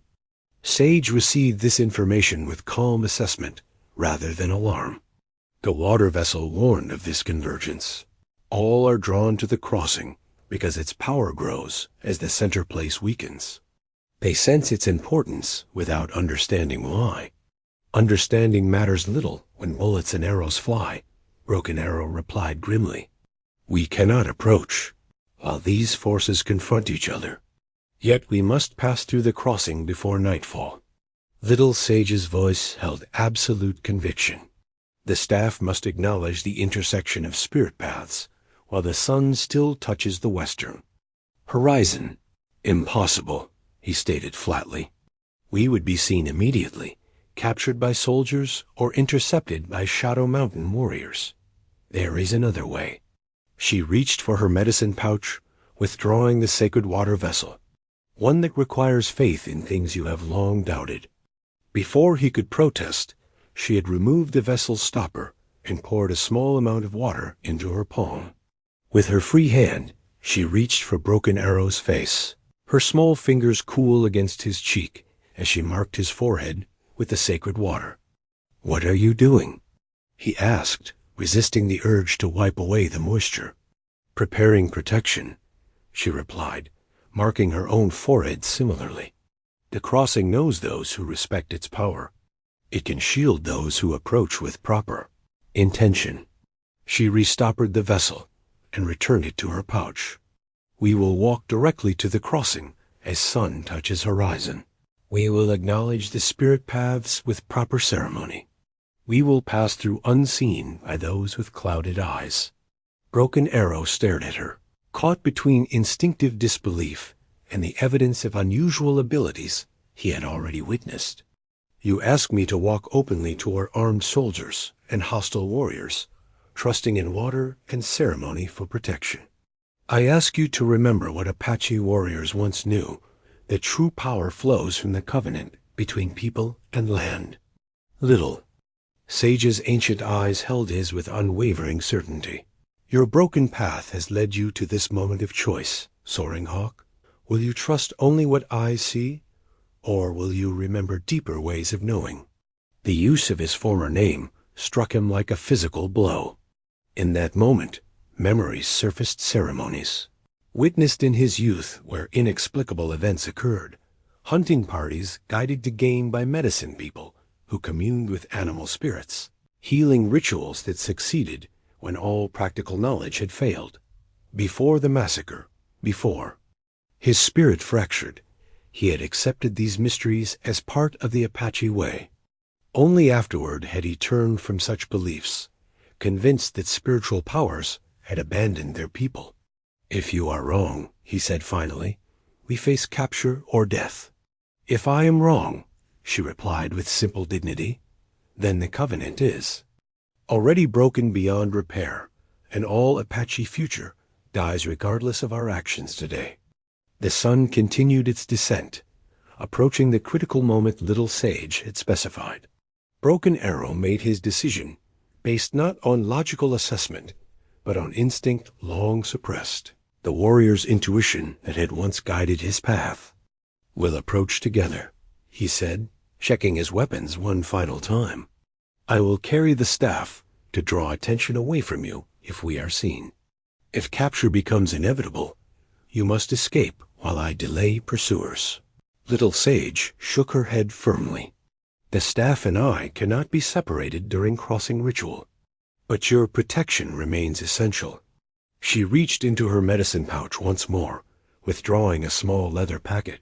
This contains sacred tobacco mixed with herbs, known only to covenant keepers. If danger threatens, cast it toward the threat while speaking your true name, not Broken Arrow, but the name you carried before. He accepted the packet with appropriate reverence, securing it within easy reach. As the sun touched the western horizon, casting long shadows across the ancient riverbed, they emerged from the protective arroyo and began walking directly toward the crossing. Broken Arrow felt exposed beyond all reason. every warrior instinct protesting their obvious approach toward danger. Yet little Sage moved with absolute confidence, her steps deliberate and unhurried, the ceremonial staff now carried openly in her hands, rather than concealed on her back. They had covered perhaps half the distance to the crossing when activity at the soldier encampment increased, men moving to defensive positions, officers shouting commands. Simultaneously, the Apache riders on the far side formed a line, weapons clearly visible even at this distance. They prepare for confrontation, Broken Arrow observed tensely. Yet none look toward us. Their eyes are clouded by their own purposes, Little Sage replied, continuing her steady pace. The crossing protects those who approach with proper respect. As they drew closer, the peculiar nature of their situation became increasingly apparent. Despite walking openly across exposed terrain, neither the soldiers nor the Apache riders showed any awareness of their presence. All attention focused on the developing confrontation between these opposing forces. When they reached the edge of the crossing, itself a natural gateway where stone walls narrowed the ancient riverbed, to a passage barely 30 paces wide, Little Sage halted. The American encampment stood less than 100 paces to their right, soldiers clearly visible as they manned a makeshift barricade across the crossing. Beyond, the Apache riders had stopped just outside effective rifle range, their intentions clearly hostile. "We begin the acknowledgement," Little Sage said quietly, raising the ceremonial staff. "Stand beside me and focus your thoughts on the covenant between Apache people and this land." Though acutely aware of their vulnerable position, Broken Arrow complied, forcing his attention away from the nearby threats and toward Little Sage's actions. She held the staff horizontally, aligning it with the path of the ancient riverbed, then vertically to mark the crossing spirit path that connected mountain and desert. "Water once flowed here, connecting all living things," she intoned in the ancient dialect used for ceremonies. "The path of life-giving connection remains though water has withdrawn. We acknowledge this path and our responsibility to honor it." She touched the staff to the ground, then raised it toward the sky. Between earth and sky runs the path of balanced mountain strength, flowing to desert wisdom, desert endurance rising to mountain vision. We acknowledge this path and our responsibility to maintain it. As she completed these words, Broken Arrow noticed something extraordinary, a subtle shimmer in the air around them, like heat waves, but more defined, forming a pathway through the crossing that seemed somehow separate from the physical reality of soldiers and barriers. "We walk the remembered way," Little Sage said, lowering the staff to carry it before her like a guide. "Step exactly where I step, thinking only of the covenant and its renewal." She began moving forward, her small feet finding an invisible path through the crossing.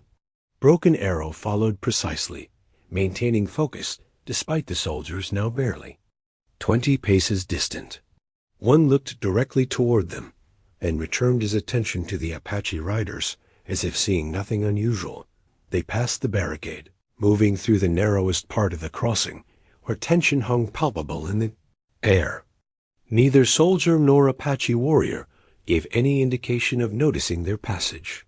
All attention fixed on the brewing confrontation dot as they reached the western side of the crossing. A single shot rang out a warning fire from the soldier position.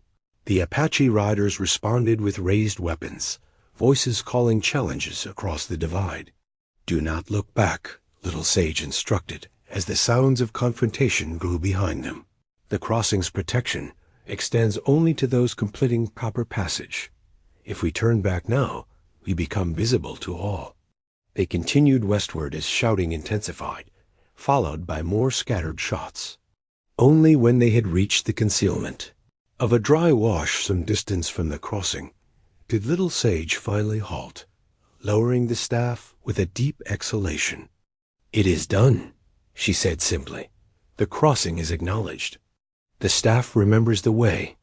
Broken Arrow stared back toward the scene they had just traversed, soldiers, and Apache warriors, now fully engaged in armed confrontation. Yet neither side had noticed two figures walking directly through their midst. "How?" he asked, the single word encompassing his astonishment. "The oldest magic," Little Sage replied. "Older than Apache, older than any people. The land itself chooses what eyes may see when sacred places are approached with proper ceremony." She secured the staff across her back once more. "Now we must find Stone Creek all eyes before full dark." They wait in the high canyon beyond the soldier camp. As they moved away from the crossing, sounds of conflict faded behind them. Broken Arrow felt fundamentally altered by what he had experienced, his long-abandoned belief in Apache spiritual traditions rekindled by undeniable evidence. The covenant between people and land was no mere story told to children. The sacred connections Little Sage worked to maintain were tangible forces that could manifest in extraordinary ways. And he, once called Soaring Hawk, had been chosen to protect not just a child, but a living tradition that sustained his people's very existence in these harsh lands. The cracked shield on his back seemed to lighten with each step westward, its burden of failure gradually transforming into symbol of purpose renewed. Whatever dangers lay ahead in their journey to the center place, Broken Arrow now embraced them not merely as duty, but as path to restoration for the Apache people, for the covenant with the land, and perhaps for his own fractured spirit. Found the Stone Creek allies as twilight deepened into true Night 5 warriors, camped in a sheltered canyon above the ancient crossing. The men rose in defensive formation as Broken Arrow and Little Sage approached, weapons ready until recognition dawned on the face of their leader. Soaring Hawk? The name came hesitantly from Strong Bow, a warrior Broken Arrow had once fought alongside during border skirmishes with Mexican raiders. "The spirits indeed work strangely if you walk among us again." "I walk a different path now," Broken Arrow replied, conscious of Little Sage's quiet presence beside him. "One that requires assistance from those who remember the old ways." Strong Bow's gaze shifted to the child, his expression changing subtly as he noted the bundle secured across her small back. Though the staff remained wrapped, its distinctive shape would be recognizable to any Apache with traditional knowledge. Rumors spoke true," he said, voice lowering with reverence. "Dancing Cloud's line survives." He gestured toward their small camp, where a fire burned low behind screening rocks. "Come, rest. We have watched American soldiers block the crossing for 3 days, preventing our band from reaching sacred gathering grounds. Yet somehow you passed through unseen." "The old ways remember those who remember them," Little Sage replied cryptically. The Stone Creek warriors welcomed them with proper respect, offering food and places near the fire. As they ate, Strong Bow explained their situation. 30 warriors and their families waited in a hidden valley 2 hours' journey westward, hoping for opportunity to cross when the soldiers departed.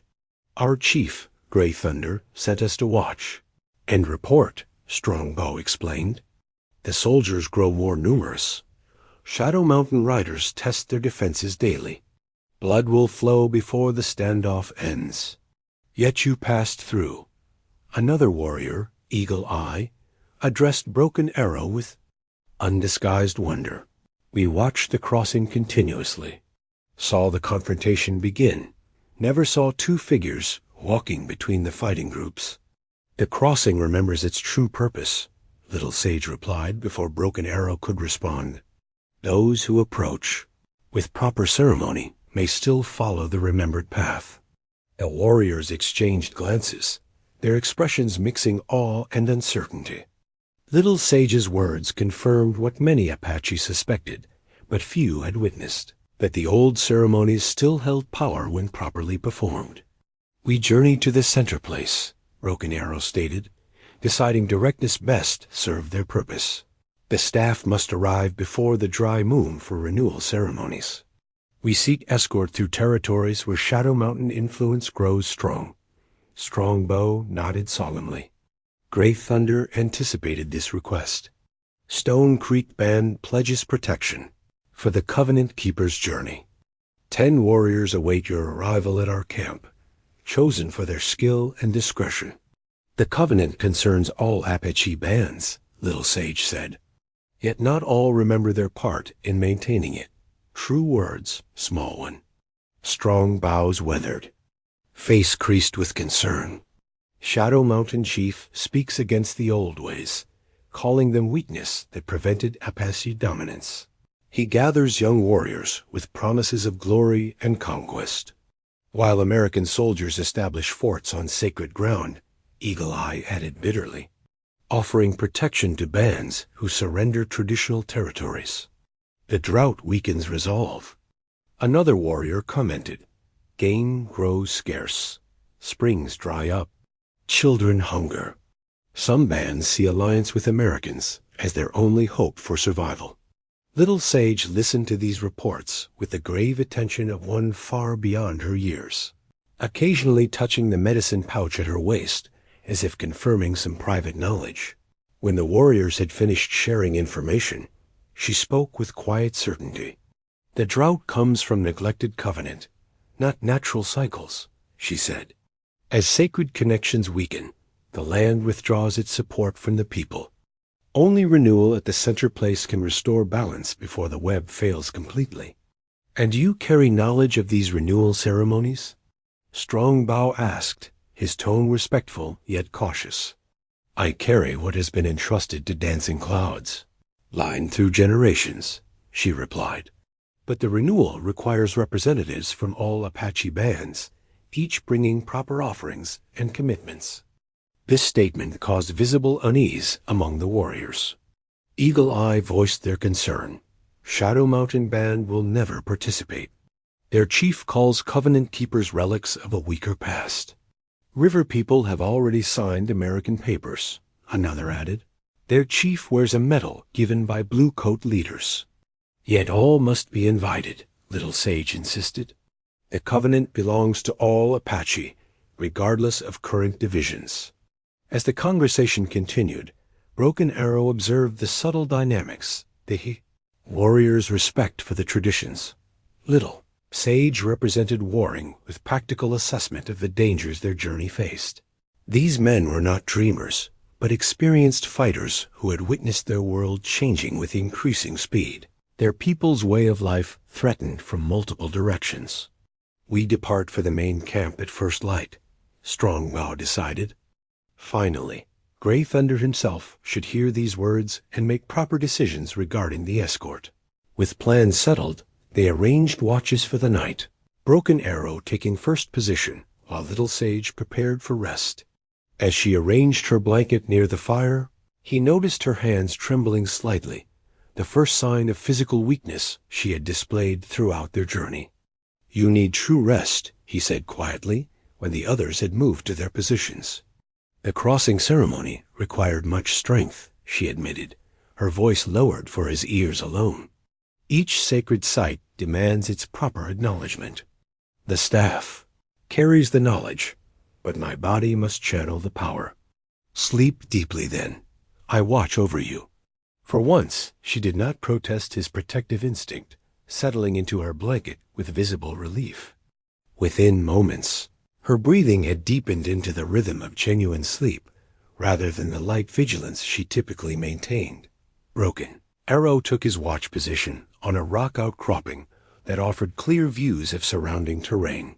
The night stretched peaceful around them, stars wheeling overhead in patterns. Unchanged since his ancestors first formed covenant with this demanding land, his thoughts turned to what they had experienced at the crossing, walking unseen between opposing forces, protected by ceremony and sacred connection. Throughout his warrior training, he had been taught respect for medicine people's abilities while focusing on practical skills of combat and survival. Only now did he begin to truly comprehend the foundation upon which Apache life was built, not merely physical adaptation to harsh conditions, but spiritual relationship with the land itself. When Eagle Eye relieved him for second watch, Broken Arrow settled near Little Sage's sleeping form, his hand resting on his knife in habitual vigilance despite their allies' presence. Sleep came slowly, his mind processing all he had witnessed since accepting responsibility for dancing clouds. Descendant Dawn arrived with clear skies and the promise of another scorching day. Little Sage woke with renewed energy, the trembling exhaustion of the previous evening replaced by focused purpose. As they prepared to depart for the main Stone Creek camp, she took Broken Arrow aside, speaking softly away from the warriors. Hearing, "Today we face a different test," she said, adjusting the staff secure across her back. "The land itself challenges those who seek renewal. What form will this challenge take?" he asked, checking his weapons with practiced efficiency. "Drought manifests most strongly where sacred connections weaken," she replied. "We must pass through the dry basin, once a place of flowing water and abundant life, now cracked earth and dust storms. The water spirits there cry out for remembrance." Broken Arrow had heard of this place, a depression in the earth that once held a lake sacred to all Apache bands. In his youth, it had already begun to diminish, its waters receding as traditional ceremonies occurred less frequently. If Little Sage's assessment was correct, it now lay completely dry. "Is there no path around this basin?" "None that allows us to reach the center place in time." Her small fingers touched the medicine pouch at her waist. "The water vessel will be needed today. Its blessing must be renewed where ancient waters once gathered." They departed with the Stone Creek warriors as sun touched the eastern horizon, traveling northwest along hidden paths known only to those familiar with this territory. Strong Bow led, setting a pace that accommodated Little Sage's shorter stride, while covering ground efficiently. By mid-morning, they had reached higher terrain that offered views across vast distances. Broken Arrow noted the changing landscape ahead, vegetation growing increasingly sparse, the earth itself appearing pale and lifeless where once grasses and shrubs had flourished. "The dry basin," Strongbow confirmed, following his gaze.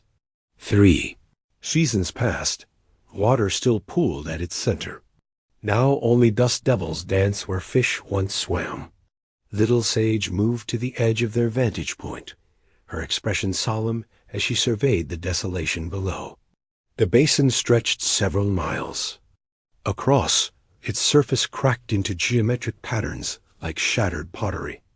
At its center, a depression marked where the deepest waters had once gathered, sacred pool where generations of Apache had performed ceremonies giving thanks for the land's abundance.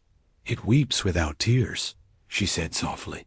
"Calls without voice, the oldest covenant place suffering the most visible wound." The warriors exchanged uneasy glances. Eagle Eye voiced their concern. "Crossing that expanse offers no cover. We would be visible to any who watch from surrounding heights." "Yet cross it we must," Little Sage replied with quiet certainty. "Before midday, when sun stands directly overhead." Strongbow frowned. "Why that specific time?" "The heat will be most intense, the crossing most dangerous." "Because water remembers its strongest connection to earth when shadow disappears," she answered. "The renewal begins with acknowledgement of what has been lost." Though clearly reluctant, Strongbow deferred to her knowledge of ceremonial matters. They continued toward the basin's edge, reaching it as the sun climbed toward its zenith. Up close, the devastation appeared even more severe, earth-cracked. Into deep fissures, scattered animal bones bleached white by relentless sun, dust rising with each footstep. "Once, this place gave life to all beings," Little Sage said, surveying the desolation. "Fish filled the waters. Plants grew thick along its shores. Animals came from great distances to drink. Apache bands gathered in peace, regardless of other conflicts." She removed the staff from its wrappings, revealing its full beauty in sunlight. The lightning-struck wood polished by generations of handling, turquoise and hawk feathers adorning its length, sacred symbols burned into its surface with ritual. Precision, The Stone Creek warriors instinctively stepped back, recognizing the power the object represented. Broken Arrow remained close to Little Sage, watching as she prepared for whatever ceremony the dry basin required. "The crossing will require all my focus," she told him quietly. "You must maintain awareness of physical dangers while I attend to spiritual ones." "I understand," he replied, eyes already scanning surrounding ridgelines for potential threats. "There is more." She reached into her medicine pouch, withdrawing the sacred water vessel. The vessel must be emptied and refilled during this crossing, emptied into the earth where deepest waters once gathered, refilled from sources remembered only by the land itself. Emptied? Broken Arrow questioned with concern. If no water remains in this place, how will the vessel be refilled? "Faith in covenant," she replied simply. "The trust that when we fulfill our responsibilities, the land honors its agreement in return." Before further discussion could occur, Little Sage turned to address the Stone Creek warriors. "What happens in the basin may challenge understanding," she said, her young voice carrying surprising authority. "Some may see things forgotten by most Apache. Others may hear voices of ancestors long passed to the spirit world. All will feel the land's pain as their own." She raised the staff, sunlight catching the turquoise embedded in its surface. "Those who wish to turn back may do so without shame. The covenant keeper requires escort, but none should face unwilling what lies ahead." The warriors straightened at this implicit challenge to their courage. Strongbow spoke for all. "Stone Creek Band honors its commitment. We accompany you across the basin and beyond." With a solemn nod, Little Sage turned toward the vast expanse of cracked earth.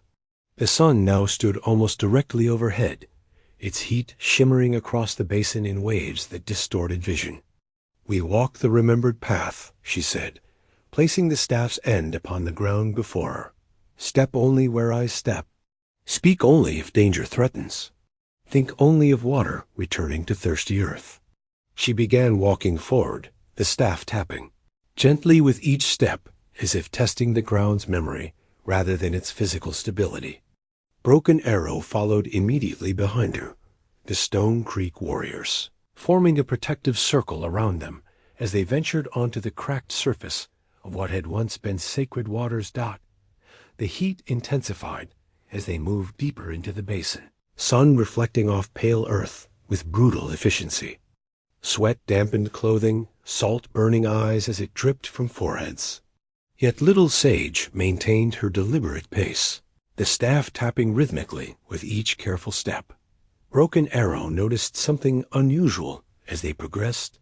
The sound of the staff striking earth seemed to echo more deeply than natural acoustics would allow, as if reaching into hollow spaces far below the surface. Occasionally, these echoes returned with subtle variations, almost like responses to the staff's inquiry. The Stone Creek warriors noticed as well, their expressions growing increasingly uneasy as the phenomenon continued. Eagle Eye whispered a traditional prayer against evil spirits, his hand forming protective signs at his chest. "Not evil," Little Sage said without turning, apparently hearing his whispered concerns. "Remembering. The waters sleep beneath, not gone, but withdrawn into deeper earth." They recognized the staff's call. They continued toward the basin's center, the cracked earth now broken by fissures wide enough to require careful navigation. Little Sage never hesitated, finding secure footing with uncanny precision despite the treacherous terrain. The staff's tapping grew more deliberate, its echoes more distinct, almost like conversation in a language just beyond comprehension. As they approached the deepest depression where final waters had gathered before disappearing completely, Broken Arrow felt an unexpected sensation beneath his feet, a subtle vibration, as if something massive shifted far below the earth's surface. Little Sage stopped at the edge of this central depression, the staff held vertically before her. "Here," she said simply, "the heart of forgotten waters."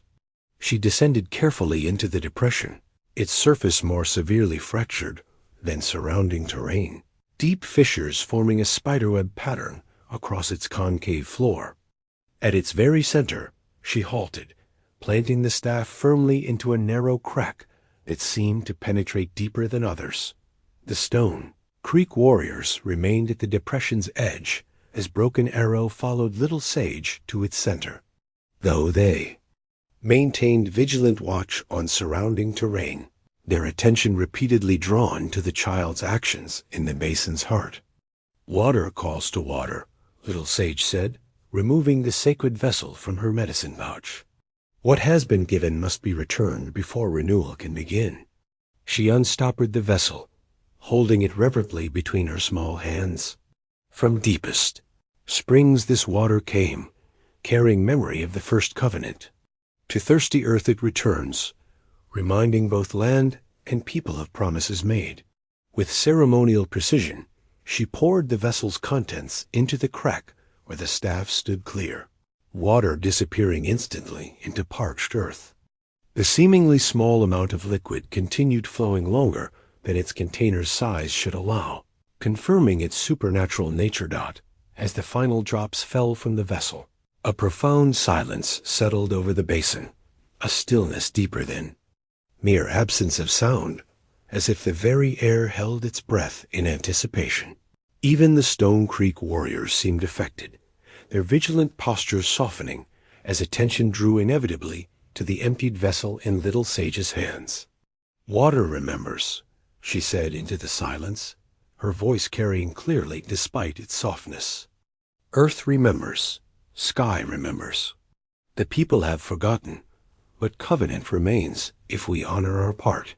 She knelt beside the staff, placing the empty vessel on cracked earth before it. Then, with movements that seemed both ancient and childlike in their simplicity, she pressed her palms against the ground on either side of the deep fissure. "We acknowledge what has been lost through neglect," she intoned in the ceremonial dialect. "We accept responsibility for ceremonies forgotten, sacred places abandoned, teachings set aside in pursuit of power or alliance with those who do not know the land's true nature." The staff began to vibrate subtly where it stood planted in the crack, its feather decorations trembling, though no breeze stirred the scorching air. Broken Arrow felt the vibration through the earth beneath his feet, a sensation that grew steadily stronger as Little Sage continued her ceremonial words. "We come now in proper humility, remembering our part in the covenant made by First Mother with this land. We seek renewal of sacred connections before the web fails completely. We offer respect, commitment, and blood of the covenant keepers. Line as surety for our pledge." With these words, she withdrew a small bone knife from her medicine pouch. Before Broken Arrow could react, she had drawn its edge across her palm, allowing several drops of blood to fall into the crack beside the staff. The effect was immediate and astonishing. The vibration intensified dramatically, the staff now visibly shaking where it stood planted in earth. From the crack emerged a sound, not the hollow echo of before, but a distinct rumble that originated far below the surface. The Stone Creek warriors backed away instinctively, hands moving to weapons as the rumble grew louder. Broken Arrow held his position beside Little Sage, torn between warrior instinct to remove her from potential danger and growing spiritual awareness that what occurred was necessary covenant work. "Stand firm," Little Sage instructed without looking up, her bloodied hand still pressed to earth beside the crack. "What comes is not threat but response." The rumbling deepened, vibration now strong enough that small stones danced across the cracked surface. Dust rose from fissures throughout the basin, creating a haze that shimmered in the midday sun. Then, with startling suddenness, water emerged from the crack, not rushing forth in a gush, but welling up slowly like a spring rediscovering its path to the surface. Clear and cool despite the desert heat, it pooled around the staff's base, gradually expanding outward in a perfect circle. Little Sage retrieved the empty vessel, holding it where the water emerged. As the container filled, she spoke words of gratitude in the ancient dialect, Acknowledging the land's response to proper ceremony, the Stone Creek warriors watched in stunned silence as water continued flowing from seemingly dry earth. The pool, expanding until it filled the central depression with a shallow but unmistakable body of liquid, a miraculous reappearance of the sacred pool that had been completely dry for nearly a year. "The land remembers its promise," Little Sage said, restoppering the now-filled vessel and returning it to her medicine pouch. "This water will remain until proper ceremonies are renewed or neglect causes it to withdraw once more." She rose, retrieving the staff from where it stood.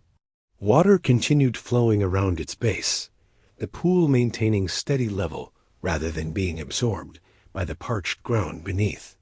"We have completed the first renewal," she told Broken Arrow, her young face showing fatigue, but also deep satisfaction. "The basin acknowledges covenant remembered." The Stone Creek warriors approached cautiously, Eagle Eye kneeling to touch the water with reverent fingers. "It is cool," he reported with wonder. "Sweet to taste, like mountain streams in spring." "Strong." Bao studied Little Sage with new understanding. "You truly carry Dancing Cloud's power," he said. "I have heard stories of such workings, but never witnessed water called from dry earth." "Not my power," she corrected gently.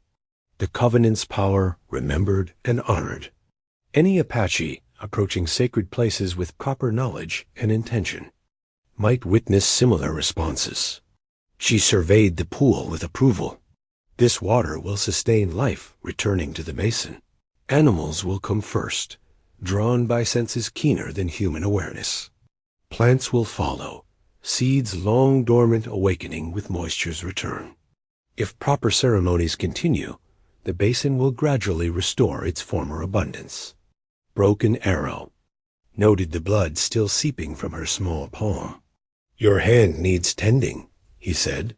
Reaching for his own medicine pouch, Little Sage allowed him to apply healing herbs and a light bandage, though her attention remained focused on the miraculous pool and its implications. "The center place will require greater offering," she said quietly for his ears alone. "Blood freely given opens connections that have grown closed through neglect." This statement troubled him, suggesting more significant personal sacrifice might be required when they reached their final destination. "The Covenant should not demand harm to its keeper," he protested. "Not harm," she corrected. "Commitment. The land gives life to the people through water, plants, and animals. The Covenant Keeper demonstrates the people's reciprocal commitment through ceremonial offering, never more than can be safely given, always with proper purpose." She secured the staff across her back once more, its wrappings now dampened by the water that had emerged around its base. "We should continue our journey. What has occurred here will draw attention, both from those who honor the old ways and those who oppose them." Strongbow agreed, organizing his warriors for departure. "We travel north from here, avoiding the main trails where Shadow Mountain scouts likely patrol. By nightfall, we can reach our main camp where Gray Thunder awaits." As they prepared to leave the basin, Little Sage approached the pool one final time.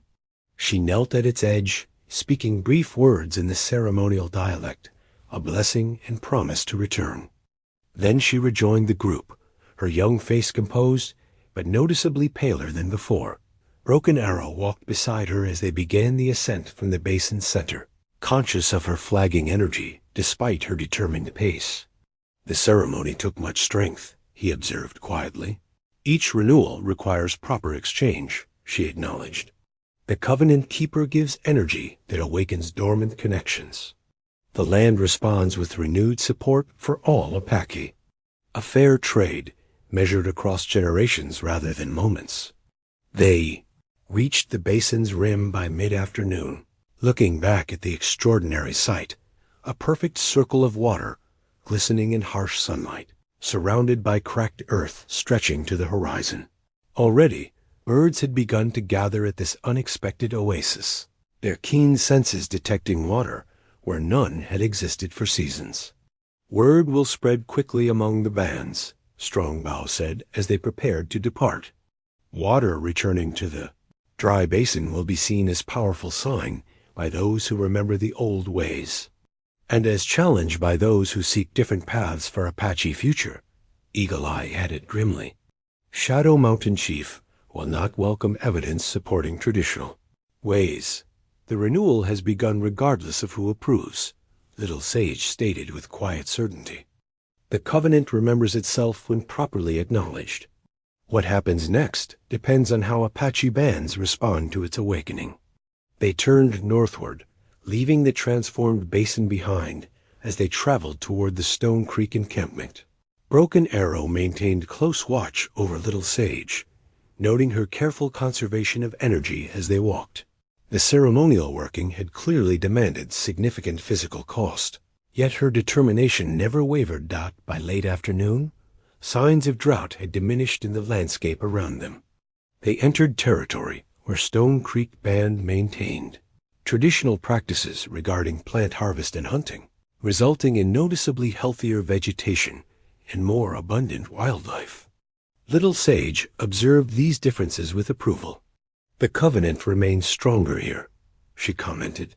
Stone Creek people still perform seasonal ceremonies, though perhaps without fully understanding their significance to the greater web.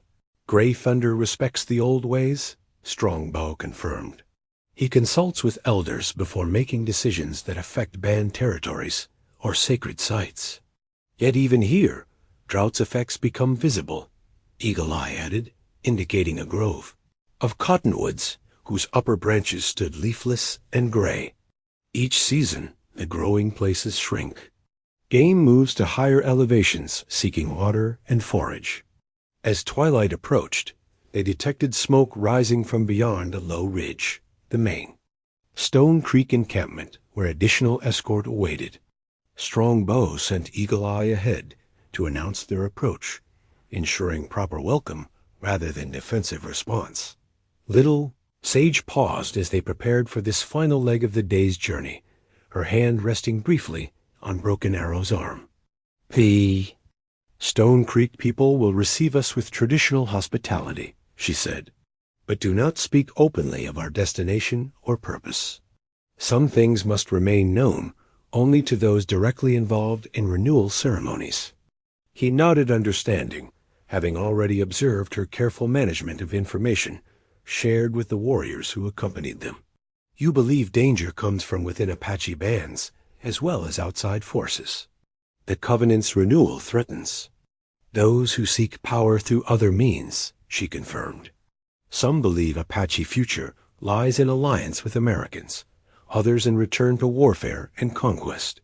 Few remember that our people's true strength flows from balanced relationship with the land itself. Strongbow returned from conferring with scouts, his expression showing mixed emotions. Gray Thunder himself comes to escort you into camp, he reported, but he brings unexpected guests messengers from 3 other bands who arrived seeking news of Covenant Keeper's journey. Broken Arrow tensed at this information. Which bands? River People, Black Mountain, and Shadow Mountain, Strongbow replied, his tone revealing concern particularly about the last. Each sends a respected warrior carrying proper tokens of peaceful intent. Little Sage received this news with thoughtful consideration rather than alarm. The water vessel's working has alerted sensitive ones among all bands, she said. Those with traditional training would feel the basin's renewal like thunder in their spirits. Or Shadow Mountain scouts witnessed our crossing and reported back, Broken Arrow suggested pragmatically. Perhaps both, she acknowledged. Regardless, we must now navigate more complex currents than mere physical journey. The renewal becomes a matter of band politics as well as spiritual commitment. As they crested the final ridge overlooking Stone Creek encampment, Broken Arrow surveyed the scene with warrior's assessment. Approximately 40 wickiups arranged in traditional Apache pattern. Defensive positions established at key points. Horses corralled in a protected hollow. Signs of a band maintaining both cultural practices and practical security. Approaching from the camp came a small delegation led by an imposing figure. Broken Arrow recognized immediately Gray Thunder, chief of Stone Creek Band, known for both his wisdom in council and ferocity in battle. Beside him walked 3 warriors, bearing the distinctive markings of their respective bands, each carrying a ceremonial lance indicating messenger status. Little Sage straightened her posture despite evident fatigue, adjusting the wrapped staff across her back. "The Covenant's work grows more complicated," she observed quietly, "but perhaps this gathering serves its purpose as well. Renewal requires representatives from all Apache bands, willing or not." With these words, she stepped forward to meet the approaching delegation, her small figure somehow commanding, despite her youth and obvious exhaustion. Broken Arrow moved protectively beside her, his hand never far from his weapon, as they prepared to navigate this unexpected diplomatic challenge. The cracked earth of the dry basin lay behind them, transformed by Covenant power properly applied. Ahead waited human complexities, perhaps more difficult to navigate than any physical terrain, the fractured politics of Apache bands, struggling to survive in a rapidly changing world. Gray Thunder approached with measured dignity, his imposing height and broad shoulders draped in a chief's robe, decorated with porcupine quillwork and hawk feathers. Though well into his 5th decade, he moved with the fluid strength of a lifetime warrior. His face, deeply lined by sun and experience, remained expressionless as he assessed the travelers. The 3 band messengers flanked him, each wearing distinctive markings that identified their affiliations. The River People representative, a lean man with a scar bisecting his left cheek, carried a lance adorned with river otter fur. Black Mountain's messenger was older, his gray-streaked hair bound with traditional medicine wrappings. Most concerning was the Shadow Mountain representative, young warrior whose arrogant posture and elaborately painted face spoke of ambition rather than diplomacy. Gray Thunder halted several paces away, raising his hand in formal greeting. "Stone Creek Band welcomes those who travel sacred paths," he said, his deep voice carrying the measured cadence of traditional speech. "Our fires burn for you. Our food awaits sharing." Little Sage stepped forward, returning the formal greeting with perfect protocol, despite her youth.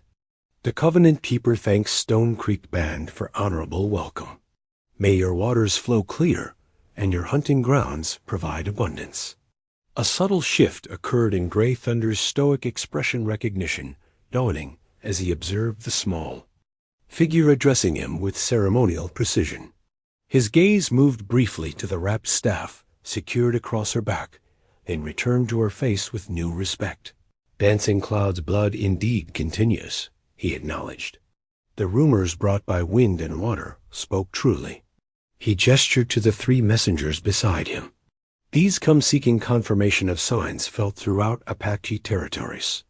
Water returning to dry earth, springs flowing stronger where they had diminished, dreams speaking of renewal long overdue." The Black Mountain messenger stepped forward first, offering a small leather pouch to Little Sage.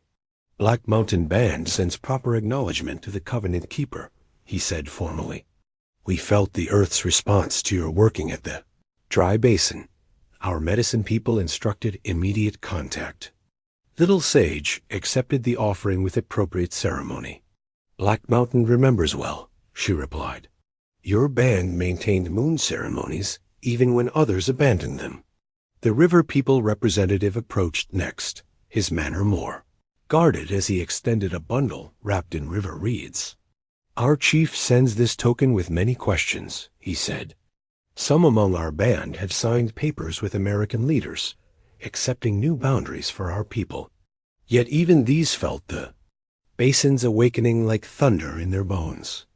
The Covenant binds all Apache, regardless of papers signed with those who do not understand it," Little Sage replied, accepting his offering with the same formal respect.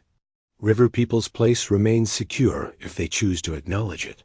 Last came the Shadow Mountain messenger, his approach conveying subtle challenge rather than respect. He carried no offering, instead extending empty hands in a gesture that deliberately modified traditional protocol. Shadow Mountain Chief sends no token, he stated boldly.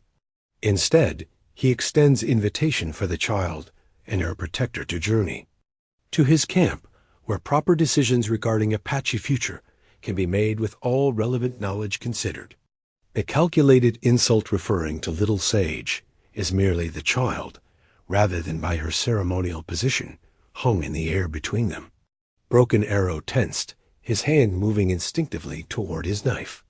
Little Sage remained unperturbed, regarding the young warrior with calm assessment. Shadow Mountain Chief forgets protocols older than any living Apache, she observed. Yet the Covenant remembers his band regardless. When renewal ceremonies begin at the center place, a position will be held for Shadow Mountain representatives. Should they choose to attend, the messenger's face darkened at this implicit rejection of his chief's invitation. My chief suggested you might cling to outdated ways, he replied. He instructed me to remind you that drought affects all bands, that game grows scarce throughout our territories, that American soldiers establish forts on lands once controlled by Apache alone. He gestured dismissively toward the wrapped staff.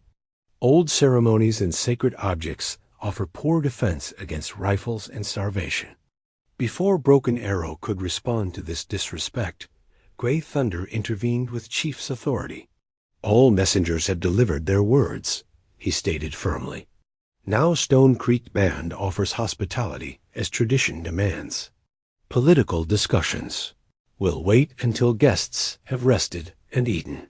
The diplomatic rebuke was clear. The Shadow Mountain messenger stepped back, though his expression remained confrontational. Gray Thunder turned toward the camp, gesturing for the travelers to follow. A chief's lodge awaits you, he told Little Sage. Food has been prepared according to ceremonial requirements. Medicine women have gathered herbs for cleansing and renewal. As they walked toward the encampment, Broken Arrow maintained close proximity to Little Sage, acutely aware of the Shadow Mountain messenger's hostile attention. The events at the dry basin had clearly accelerated political currents among the Apache bands, bringing their journey into sharper focus for those with competing visions of their people's future. The Stone Creek encampment welcomed them with proper respect, women emerging from wickiups with traditional greeting songs, children watching with wide-eyed curiosity from safe distances, warriors acknowledging Broken Arrow with subtle gestures of recognition. Many had heard stories of Soaring Hawk's prowess in battle before the massacre that had broken his band and spirit. Gray Thunder led them to a large wickiup positioned at the camp's center, its entrance facing east according to traditional practice. Rest here, he instructed. Food comes soon. After evening meal, council fire will be lit for proper discussion of your journey and purpose. As they entered the dwelling, Broken Arrow noted its careful preparation. Fresh sage bundles hung from support poles. Clean hides covered the sleeping area, a small fire pit prepared with aromatic woods. The Stone Creek people had adhered to all traditional protocols for welcoming important medicine visitors. Once alone, Little Sage lowered herself carefully onto a sitting hide, the day's exertions clearly taking toll on her small frame. She unwrapped the staff and placed it respectfully on a prepared stand of juniper, wood another sign of Stone Creek's adherence to traditional knowledge. The messengers complicate our journey, Broken Arrow observed, checking that the wickiup's entrance flap was properly secured. Yet perhaps serve the Covenant's purpose, Little Sage replied, removing the medicine pouch from her waist. Renewal ceremonies require representatives from all Apache bands. Their presence here may be the land's way of gathering what is needed. She opened the pouch, withdrawing the sacred water vessel. Though seemingly depleted entirely during the basin ceremony, it now appeared full, the water within catching firelight with unusual clarity. The vessel replenishes itself? Broken Arrow asked, still adjusting to the supernatural aspects of their journey. It maintains connection to the deepest springs, she explained. Water flows through pathways most Apache have forgotten, connecting all sacred sites to the center place. She unstoppered the vessel, pouring a small amount of water into her palm. With careful movements, she touched the liquid to her forehead, lips, and heart, a personal ceremony of cleansing and renewal. You should do the same, she suggested, offering the vessel to Broken Arrow. The council fire will test your patience as well as your wisdom. Shadow Mountain's messenger seeks to provoke reaction that discredits our purpose. He accepted the vessel with appropriate reverence, repeating her actions. The water felt surprisingly cool against his skin, carrying a subtle vibration like distant thunder translated into touch. The basin's renewal strengthened the water's medicine, Little Sage observed, noting his reaction. Each sacred site, properly acknowledged, adds power to the Covenant's awakening. They rested as afternoon faded toward evening, Little Sage falling into deep, restorative sleep, while Broken Arrow maintained vigilant awareness of movements outside their lodge. Stone Creek warriors had established protective positions around the chief's wickiup, sign of both respect for their visitors and recognition of potential dangers from competing band interests. As sunset approached, women arrived bearing food, prepared according to ceremonial requirements. Fresh venison cooked without metal implements, corn cakes ground on traditional stones, wild herbs gathered with proper prayers and offerings. Little Sage woke refreshed, the pallor that had concerned Broken Arrow replaced by healthier color and renewed energy. The land supports those who maintain covenant, she said, noting his observation of her improved condition. Stone Creek territory remains relatively balanced because Gray Thunder's people continue many traditional practices, even without fully understanding their significance to the greater web. They ate with appropriate gratitude, Little Sage setting aside small portions as offerings before consuming her share. As darkness settled over the camp, drums began the distinctive rhythm announcing council gathering. Gray Thunder himself arrived to escort them to the fire, where representatives from all present bands had assembled. The council circle had been arranged, according to ancient protocol stones marking positions for each band, a central fire built. From woods with specific ceremonial properties, sage bundles placed at cardinal directions. Gray Thunder took his place at the eastern position, gesturing for Little Sage to occupy the honored space beside him. Broken Arrow noted the careful politics of seating arrangements. Black Mountain's messenger positioned at the northern point, signifying wisdom and experience. River People's representative at the western point, indicating transition and change. Shadow Mountain's arrogant young warrior at the southern position, associated with passion and action. Stone Creek elders and warriors completed the circle, with Broken Arrow himself directed to a place slightly behind Little Sage, marking his role as protector rather than primary participant. Once all were seated, Gray Thunder raised his hand for silence. The drums ceased, leaving only the crackling of fire and distant night sounds of the desert. This council gathers to hear words of great significance, he began, his deep voice carrying the measured cadence of formal speech. The Covenant Keeper walks among us again, after generations of diminished presence. Signs and portents manifest across Apache territories. Even those who turned from traditional ways feel Earth's response to proper ceremonies performed. He gestured toward Little Sage, indicating her right to speak first according to protocol. Despite her youth and small stature, she rose with dignified presence that commanded attention from all present. I come as vessel for knowledge carried through Dancing Cloud's line, she began, her voice clear and unwavering. The staff I carry remembers agreements made between First Mother and this land when Apache people were new to these territories. The water vessel I maintain connects to sources older than any living memory. She surveyed the assembled representatives, meeting each. Gazed directly. The drought affecting all Apache bands is no natural cycle, but consequence of neglected covenant. As sacred connections weaken through ceremonial neglect and site abandonment, the land withdraws support from the people who once honored it properly. The Black Mountain messenger nodded agreement, while River People's representative shifted, uncomfortably. The Shadow Mountain warrior maintained his challenging posture, skepticism evident in his expression. Today, proper ceremony returned water to the dry basin after seasons of emptiness, Little Sage continued. This working represents just one strand in the web that must be renewed. The center place, where all sacred connections originate, requires complete ceremonial restoration before the dry moon completes its cycle. She gestured to the cardinal directions.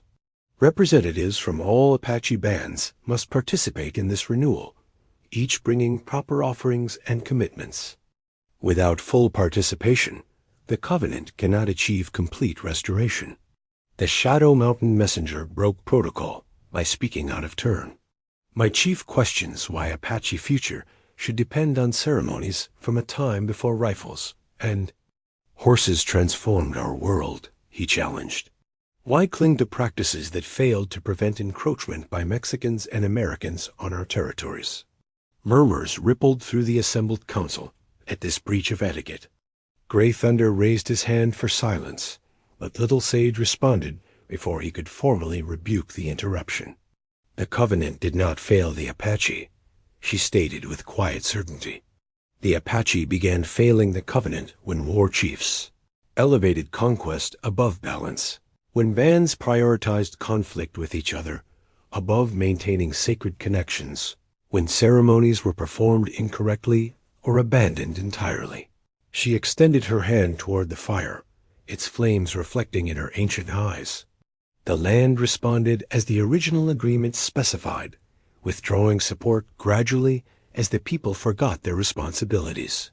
Springs diminished rather than disappearing immediately.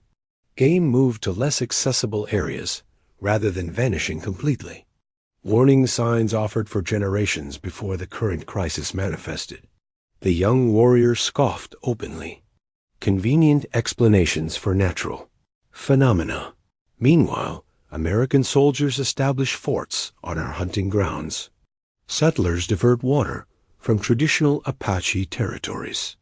Some bands already signed papers surrendering ancestral lands for promised protection and supplies. These challenges are real, Little Sage acknowledged. But our capacity to address them depends on restored relationship with the land itself.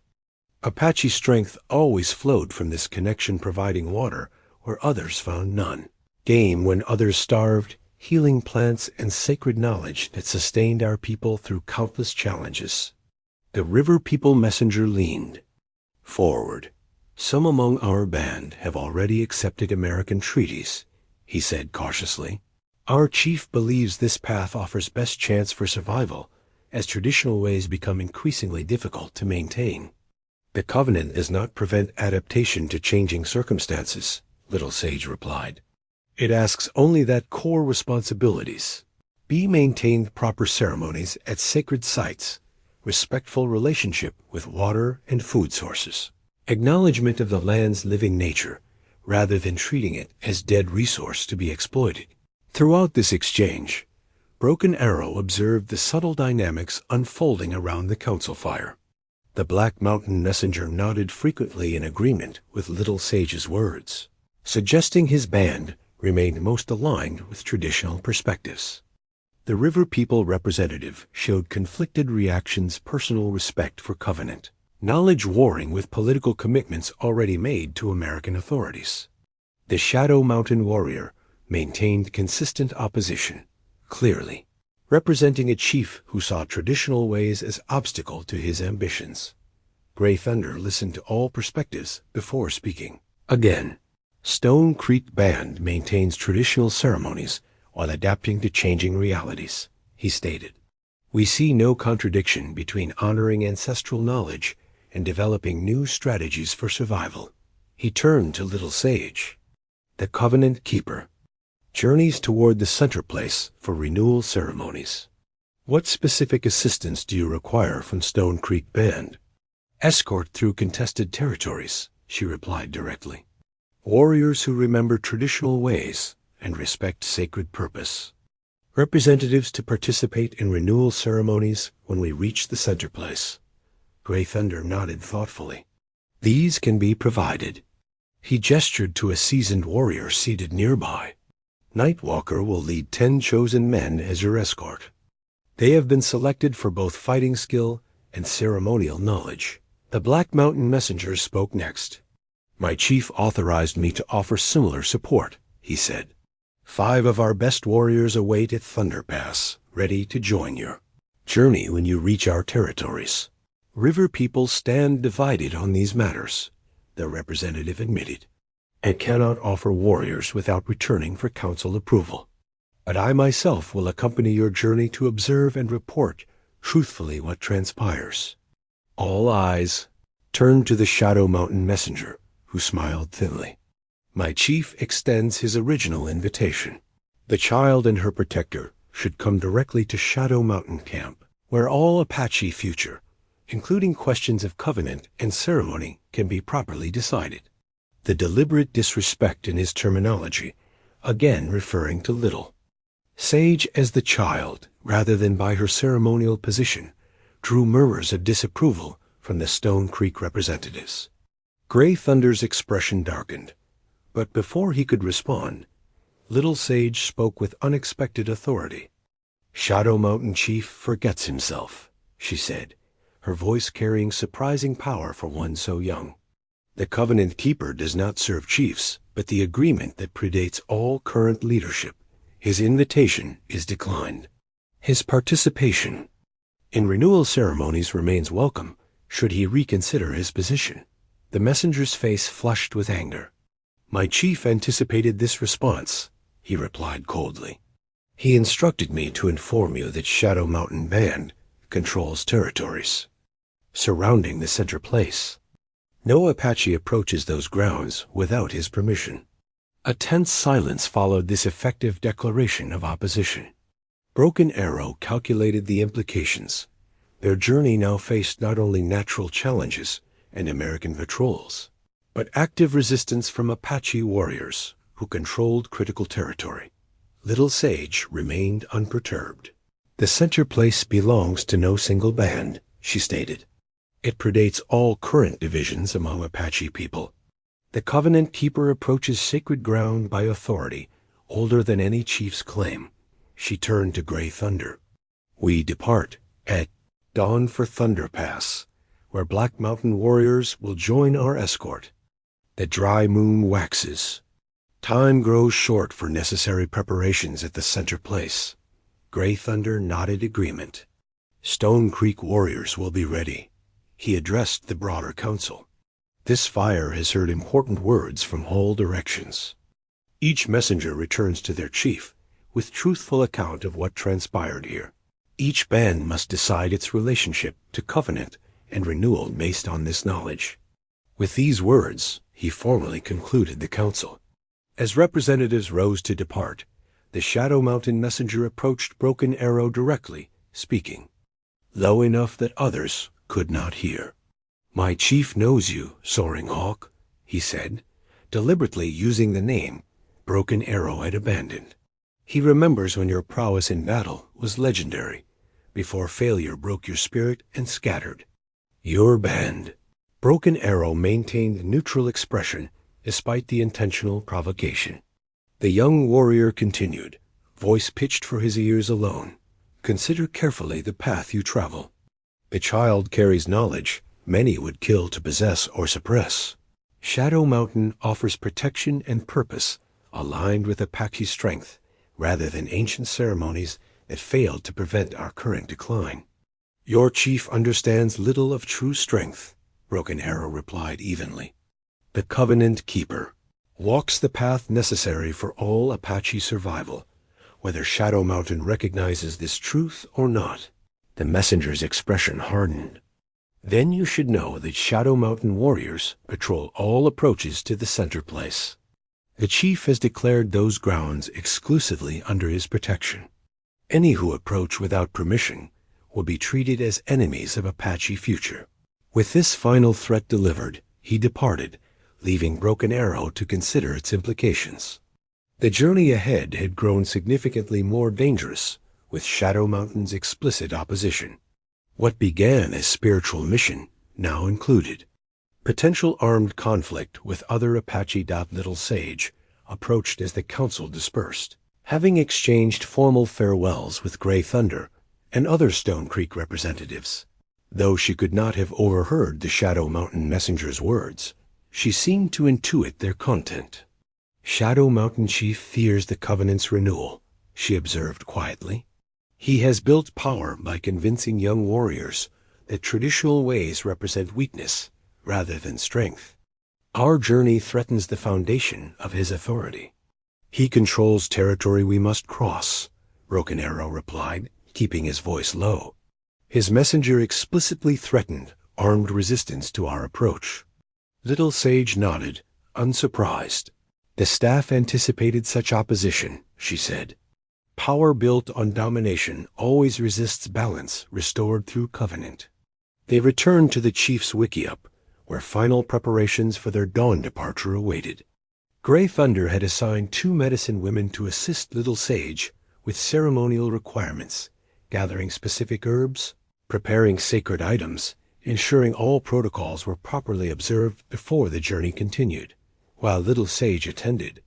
To these matters, Broken Arrow met with Nightwalker, the veteran warrior appointed to lead their Stone Creek escort. They reviewed routes, discussed potential dangers, and established signals and procedures for the journey ahead. Shadow Mountain warriors are skilled but arrogant, Nightwalker observed as they studied the hide map Gray Thunder had provided. They rely on superior numbers rather than strategy, believing their chief's medicine protects them from harm.